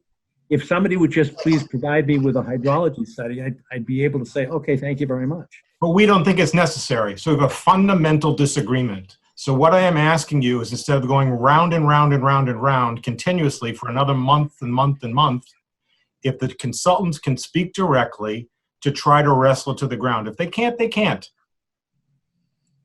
I certainly don't object to them talking, but I'm going to say, I have to complete the sentence because I am absolutely convinced that a hydrology study is easy. It's not cost prohibitive, and it's certainly not interposed for delay because it's been 6.5 years I've asked for it. And I think Jim Burke said you just put a well at one end and you put a well at the other end, and you can figure. I know that was sort of after the fact analysis to see what happens to the roadway, but these are legitimate concerns. If the applicant can assuage those fears, then sure. I mean, I think you need a hydrologist. Okay, so we will do that. I'm going to ask Jim and Scott to speak with the folks at CEI and see what, if anything, they can come up with, get on the same page, the same language, the same testing, whatever it is. Is there anything else, Mr. Chairman, tonight that you'd like to review? No, I'm good, thanks. Okay, I have a question, if I may. The CEI report on page 16 and 17, they've already recommended the piered bridge. Is that correct? That CEI apparently favors alternative B, which was a typo, is it? And then it should have read alternative C. Yeah, an alternative C is what again? It's the It's the proposed project. and the so you That's know the culvert. the title of I'll see if I can get you the title.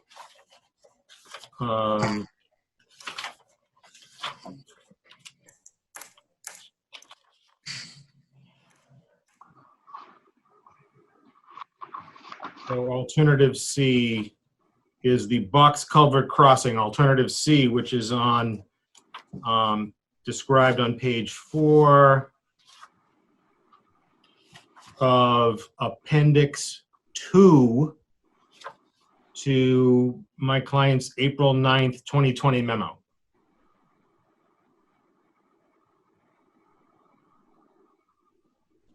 So we are in agreement with CEI on that.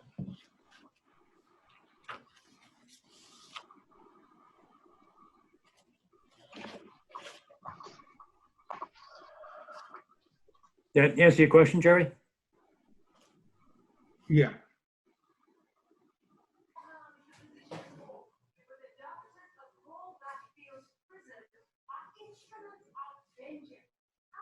Any other questions or comments from commissioners?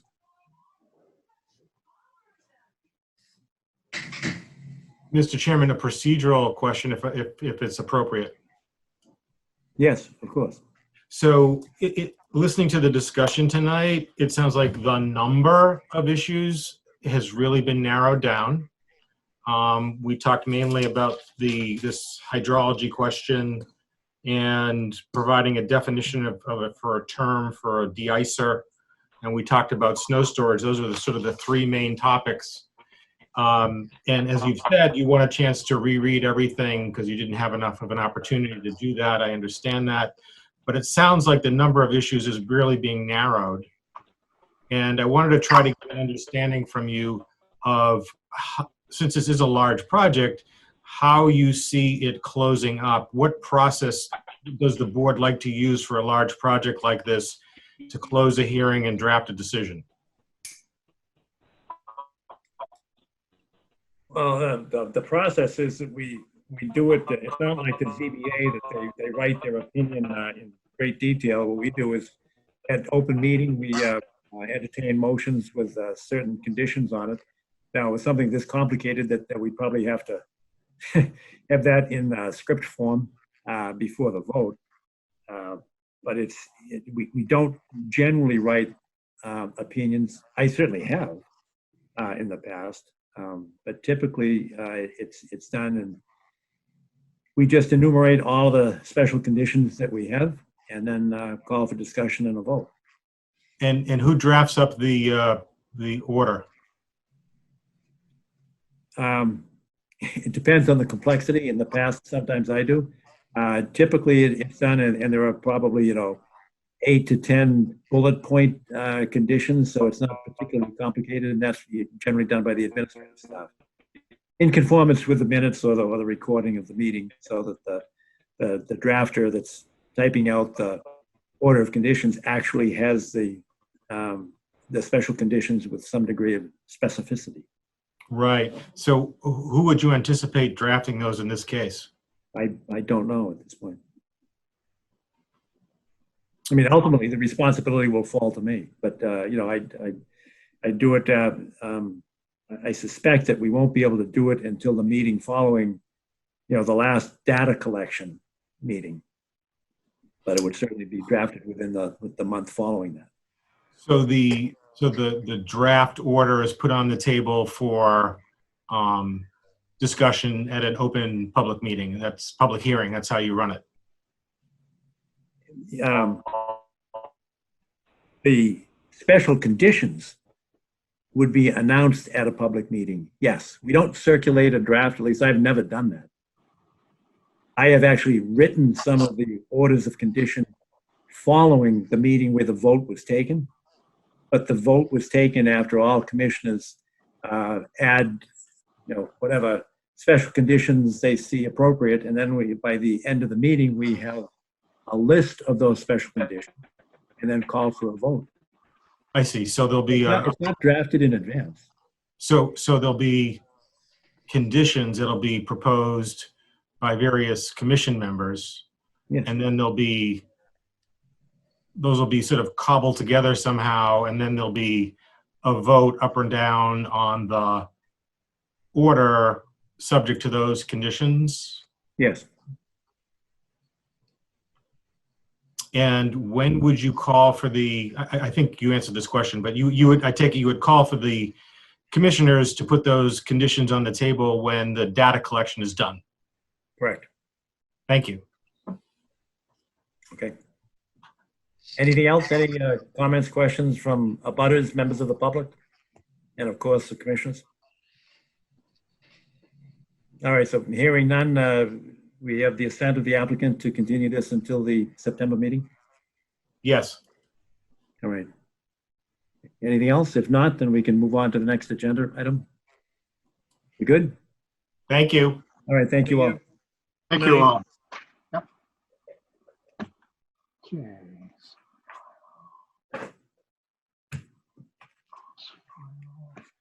Next on the agenda is amendment order of conditions 1672 to 1726 Canton Avenue. This is the Walcott Woods. Is there anybody representing the applicant on this one, Steve? Either Deb Keller or Josh Green. Are you there? Yep, I'm here. Good. I'm Steve Gallagher with Northland. I'm here too. Oh, excellent. Hi, Steve. How you doing? Good. Good.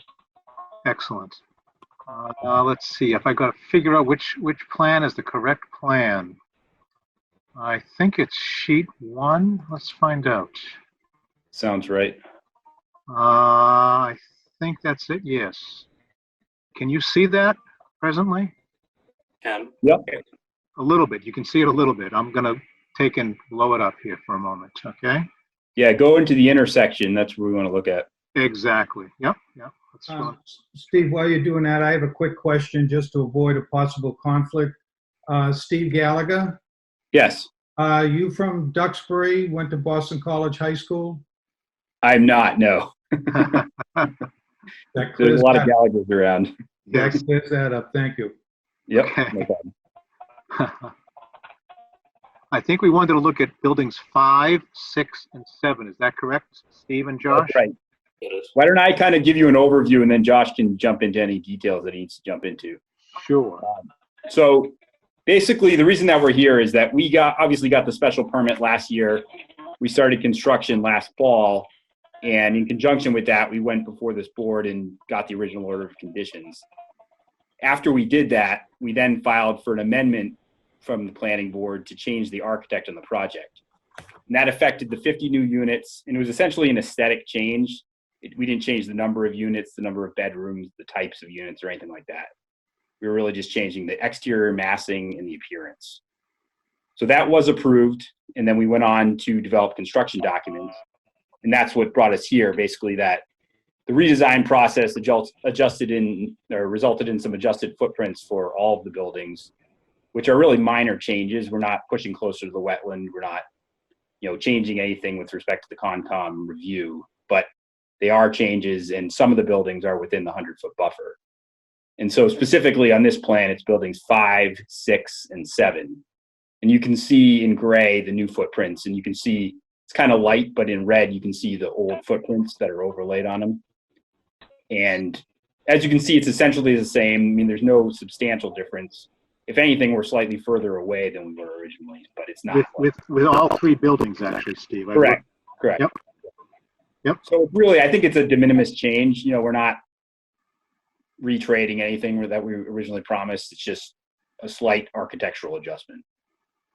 And for right now, we're just looking at these 3. We are going to come back, and look as we go up the hill, but we're still kind of making tweaks with the landscaping and that kind of thing. So we don't want to get too far ahead of ourselves. We essentially just want a little bit of runway as we do the first of the new buildings. And I reviewed this with Deb Keller, and there's some small tweaks in the grading as well, but nothing drastic. Right. Okay, nothing drastic at all.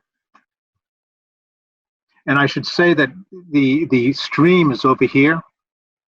Correct. This is the location of the stream for the commission members, right in here. Blue dashes is where the stream is. And everything is going further away from the stream. And Deb did a nice cover letter that summarizes that as well. Is the dotted line 100 feet or is it 25 feet? That's the 25. The red one is the 25, and then the 25. green that goes to the buildings is 100. Exactly. That the green line, the green dashed line is 100. Yep. Okay. Right here. Do the changes include any trees? Because we spent some time trying to save as many as we could. These buildings here, we're not affecting the preserved trees, no. Right. Getting further away from this 11-inch elm.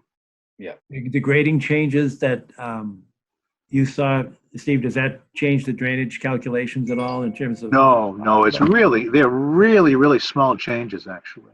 Okay. Yep. In my opinion, at least. Yep. Okay.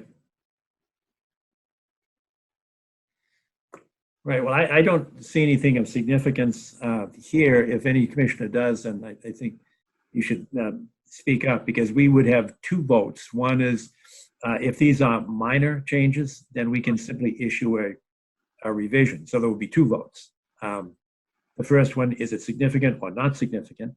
If it is not significant, then we could simply vote to amend the order of conditions accordingly.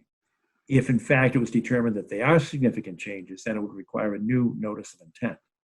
I don't see anything that would suggest that there are major changes that would require a new notice. But I'd ask everybody to weigh in or ask questions as to whether or not these are significant changes or not. And Mr. Chairman, neither do I, just as an opinion. Perfect. All right. Well, hearing no comment, are there abutters or members of the public that have a question or comment? Are there members of the commission that have a question or comment? Mr. Chairman, I would move that there are no significant differences. All right. So that would be the first vote. Is there a second to Arthur's? I second it. Okay, perfect. Is there any discussion? All in favor that this is not a significant change? Say aye. Aye. Aye. Aye. Unanimous. The second vote would be to approve the revisions as requested in order to amend the order of conditions. Is there a motion to do that? So moved. All right, is there a second? Second. Thank you, Arthur. All right, any discussion? Hearing none, all in favor, say aye. Aye. Aye. Aye. Unanimous again. Well, so you're good to go. Thank you very much. All right, thank you. Thanks, Steve and Josh. Good. Next one on the agenda is notice of intent 175 Milton Street.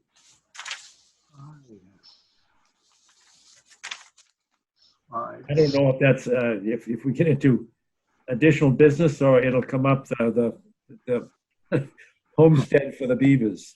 I don't know if is Dave Crispin here? I saw him earlier. Dave, are you still around? I am here. All right, Great. good. I've been diligently listening to all of your events tonight, and I see Mr. James Green is here from the condo. Oh, good. Welcome. Okay. over. So I've got eight or nine slides here to walk you through. I think these should look familiar, but obviously you know where the site is. Steve's got it up on the screen now, right there by Hemingway Pond. So let's go down to slide number 2. Sure. So a little bit of a refresher because it's been a little while. There were 3 areas that we looked at. The 2 at the top of the site are basically out of the buffer zone. The one circled in red, which is called Area 2, is where the holding tank was going, and where we walked down and looked at it. God, it was a couple months ago now that we did that. So let's take a look at area number 2. Next slide, Steve. Yep. Oops. Do we have a next slide? Should be. Well, it might be some. Yeah, let's. These are just my notes that are above that. If you want it, it walks through the key areas. Yep. Here we go. Because there were 4 items on there that we looked at. And if you can slide up, Steve, I just use those for my cheat notes, if you don't mind. Sure. Yeah, Right there were Yep. 4 things. Yep. One of the requests from the site walk was that the lawn in the southeastern part of the site be allowed to revert. This was actually the issue that caused the biggest delay in getting back to you folks, because when we were on the site, we talked about reverting quite an area, and the condo association was very concerned that they had maintained this lawn for a long time and were losing this. And part of that was based on the history of some of the people that lived there. And Steve, maybe you can attest this a little bit, but they claim that the area that's pretty much fully wooded now was rhododendrons. It was pretty landscaped, and it was kind of let go and let go and let go, and it became to what it is. So they were concerned with letting more of the lawn go back to that, which is understandable. So as a middle of the ground solution, I've suggested an area at the foot of the hill there, which I'll show you in a minute, that would revert back. And that is literally the wettest spot most of the year. In fact, it's a spot with lawnmower ruts in it right now. So that's item 1, is letting the lawn revert to the bottom. We did put on the plan, and I'll show you this in a minute, shrubbery around the little pond that gives a pretty good buffer. You had asked to restrict the fertilizer on the buffer zone on the lower portion of the site. Interestingly enough, in talking with the landscaper on the site, they already do that. So this is not really a change, but the plan basically is a mulching mower, special kind of fertilizer we expect on the plan if it's needed, consistency with 330 CMR 31 for agricultural lawns, and no applications between December and March 1st, i.e. in the non-growing season when it does no value. And the last item was the duckweed, which I don't think we had any issue with. So those are the 4 items in my cover letter. So if we can slide down, I'll just show you a little bit about what this looks like.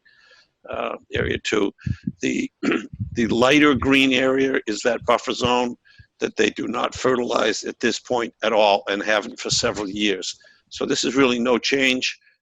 It'll be formalized in this document, but really no change. In the bottom right is the Dave, let me stop. Is this the yellow green area you're talking? no, it's the lighter green, the whole 2/3 of that picture there.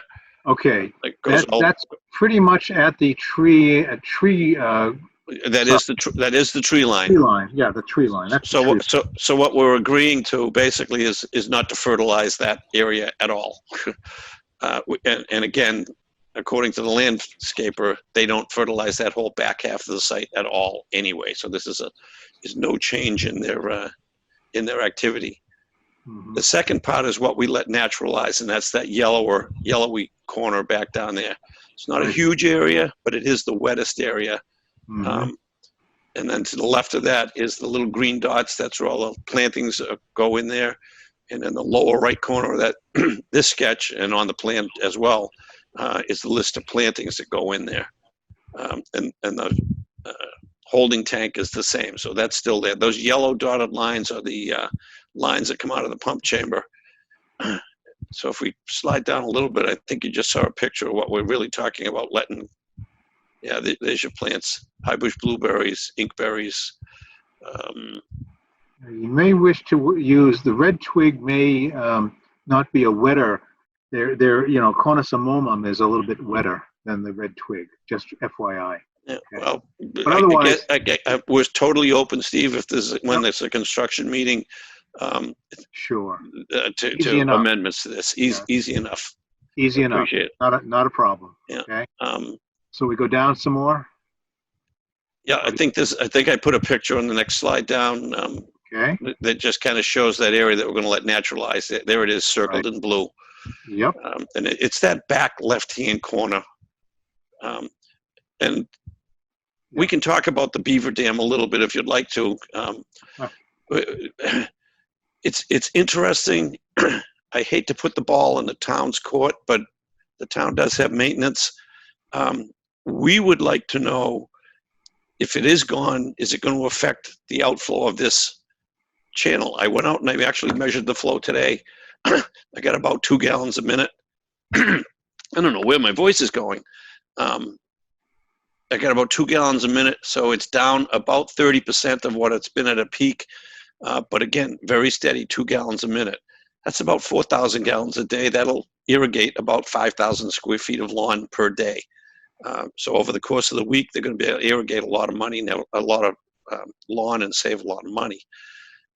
So we're kind of hoping you can figure out how to deal with this real beaver dam, imaginary beaver dam, whatever we want to call it. If there's it's a real beaver dam, Dave. There's no doubt. It could be, and I'm not going to contest that or expert that. I've had one encounter with a beaver dam in my many balding years of experience. And what I showed on the next slide, Steve, I was hoping this was helpful more than anything for you guys. Maybe you've seen these, and they're called beaver deceivers. Yes. That's an actual photograph of the one that I worked up in Andover. Sure. And we were doing flood studies and whatnot, and I had never seen this thing. But basically, this beaver deceiver is a wire cage at the end, the inlet end of the culvert, and it went right through the dam. And apparently, the beavers build their dam around it, and they don't care. So the flow is maintained, the beavers are happy, and everybody's happy. But really, yeah, go ahead. Sorry. Yeah, but and I'm just saying that's something I came across. I don't know if it's the right solution for this or not. We're kind of hoping that the town. Yeah, I'm sorry. That kind of solution doesn't work here because of the nature of the physical structure itself. Just to let you know, that structure is more like a monk, where water comes in on the top, and there's a drain on the bottom interior of the structure itself. Sort of like a catch basin, an open catch basin. Yeah, yeah. I mean, again, I threw this together this afternoon Sure. before you and I talked. I'm throwing ideas out there. We Yep. we would love to see a solution to this, to see if we really have 2 gallons a minute coming out of that pipe if the dam is gone. And if it's not going to go away, maybe it doesn't hurt us at all. We still put all of our drainage in, and we solve our problem on our own. So that's kind of where we are. We'd love an order of conditions on this. And if the condo is confident that it's worth spending the money and this doesn't dry up because the beaver dam goes away for some reason, we've got 3 years to build it. Dave, can you go back on your slides and give us the area where what I call the little pond is that was filled with duckweed? And it showed the one before that. Right there. That Yeah. one. Okay, so that yellowish area. Yeah. What is going there? I mean, I see the riprap, but is that, what I'm concerned with is the fertilizer. How close to that No, water does the fertilizer get? no fertilizer in the yellow zone or the darker green zone there at all.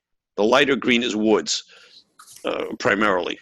The purpose of the yellow area is really, we're just going to let it emerge naturally. We're not going to touch it anymore. All right, that's because I know when we were there, people were talking about that. I think Wendy, you and Ingrid had some comments about that.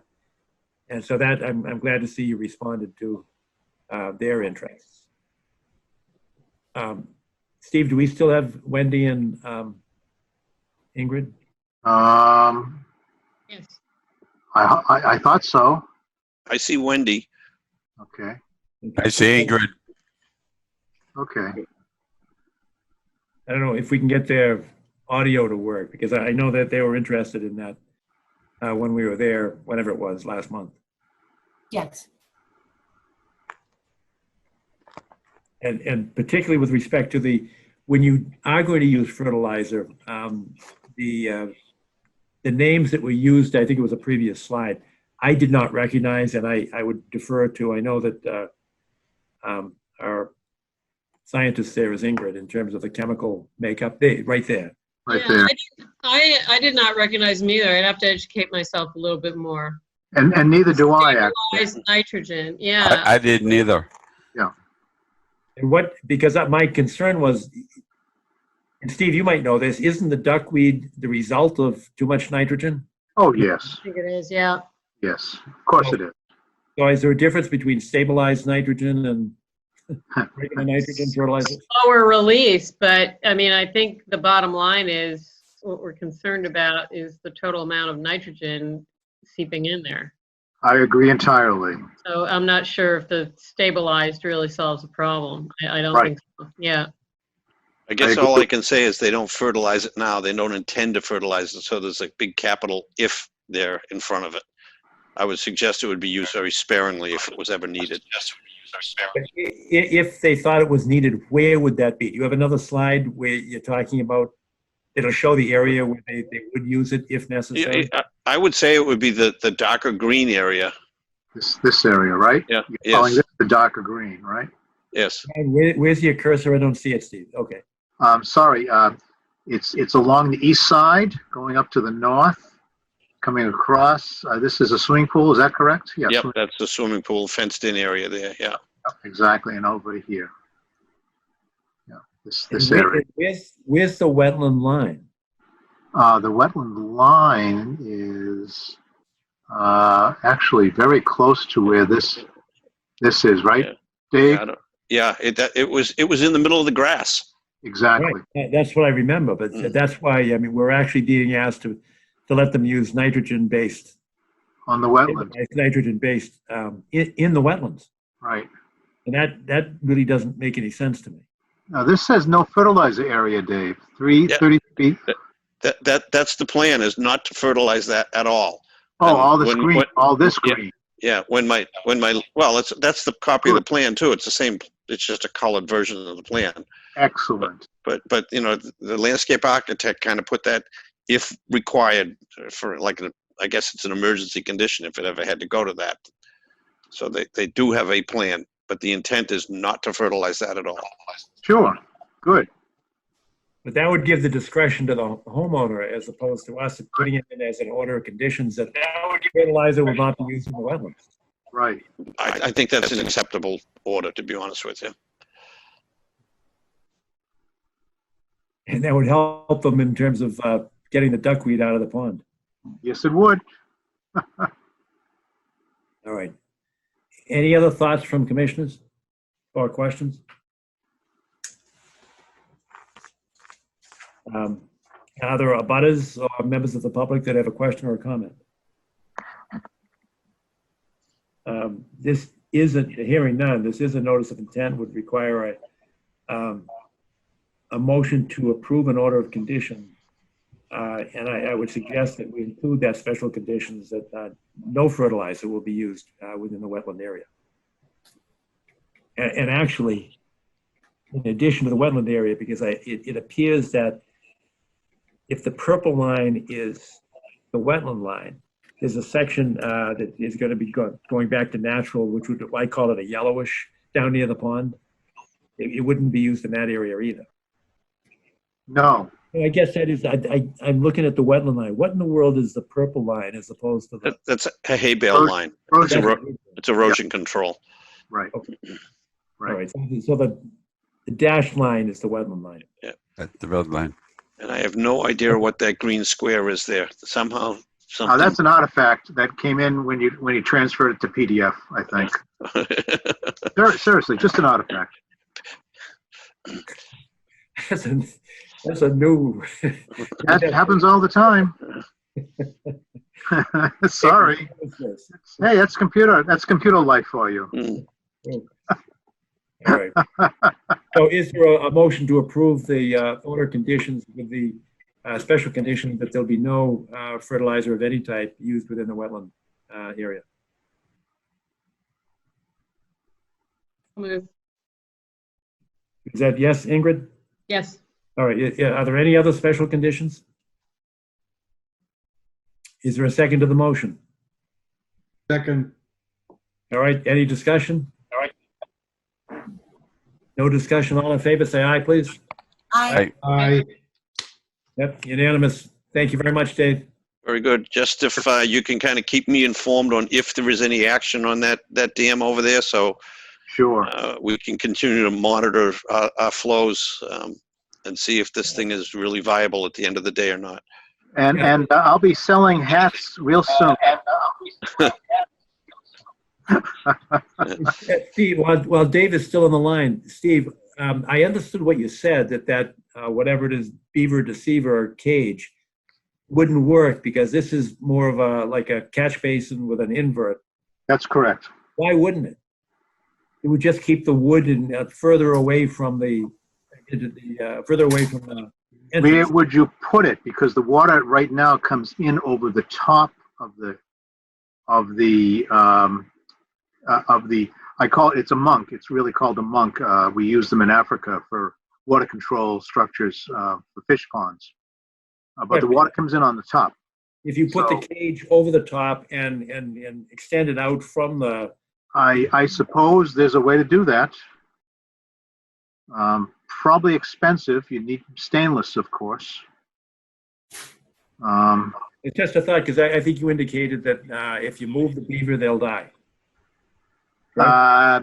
No, that's not exactly true. But moving beaver are not easy. Right. They usually come back and rebuild. Exactly. So you have to destroy the beavers. Just a thought, Steve. But if you pulled, say the right 5 or 6 feet of that dam down, and the pond went down, if the beaver was still there, he would fix it up. If he's not there, then it would be solved. That's correct. That's correct. And we don't know whether they're active or not at the present time.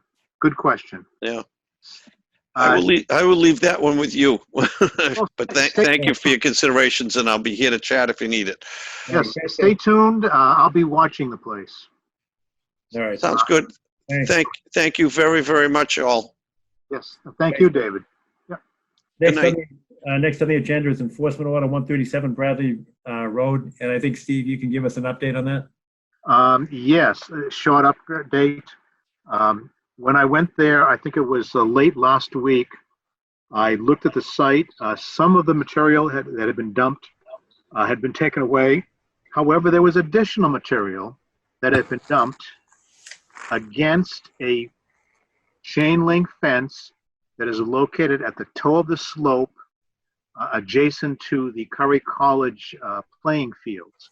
There's a small flowage of water that looks like it's moving northward toward Bradley Road at that location as well. So and I spoke to the gentleman today after attempting a number of ways to get in touch with him, and I finally got in touch with him through his realtor again. And he said, oh, I haven't had a chance to this week. I'll get it out of there tomorrow. May I suggest we take a look at the site on Saturday? Good idea. And then everybody can take a look at it, okay? And we can see what's going on. Yeah, we don't know what tomorrow means. Exactly. And I told him that that's what I would be suggesting. Good. All right. I think that makes a song. Yes. Okay. All right. That's 10. And I'm assuming there's no one on the line from 137 Bradley Road, correct? I didn't see anybody. Maurice, are you there? Or Mr. Walsh, realtor? Nope, I guess not. All right. Next on the agenda is the informational 175 Governor Stoughton Lane. That's the Woodlot Estate continued hearing. And I will absent myself for that. If anybody can text me, I'll come back. Okay, and is Mark Mastriani available? Is he on the line? John, you may not have to. Okay. I'm not sure. Mark, are you there? I did not see him. I'm going to take a look at who the participants are. He's not a participant. It's just the folks.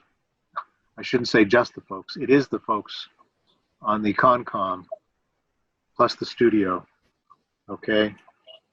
So I would suggest that we just hold that one over to the next month. Fair The enough. applicant did not provide anybody. Okay. Next is proposed tree policy. And I know we started the discussion in July, last meeting, and kicked it over for further discussion today. Unfortunately, Hans, who's the author of the proposed tree policy, was not able to make it tonight.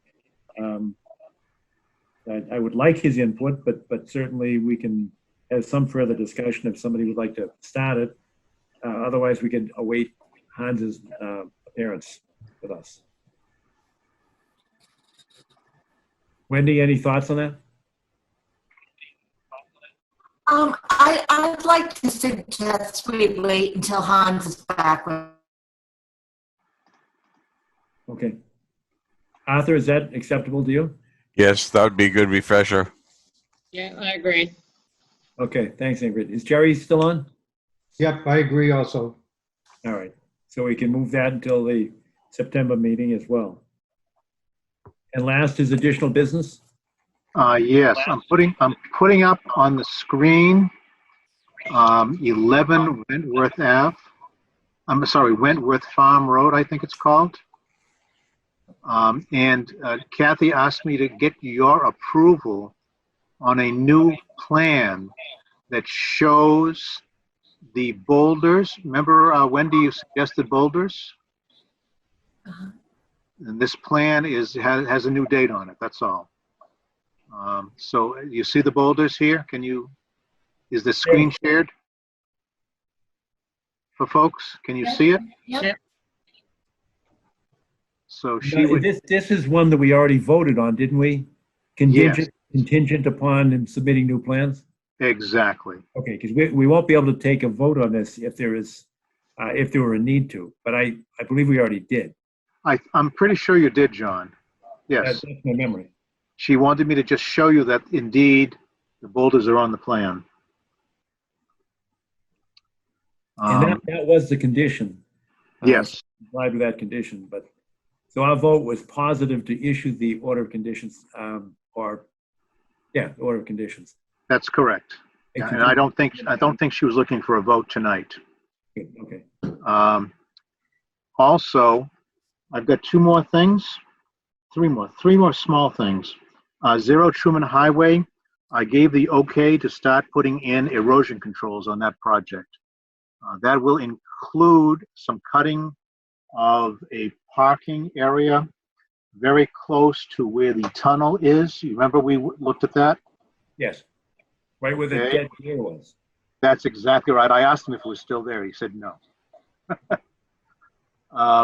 So that's one. Number two, just a notice that MWRA Shaft 7D work is starting today along that section 22. So you may see some work out in the marshland.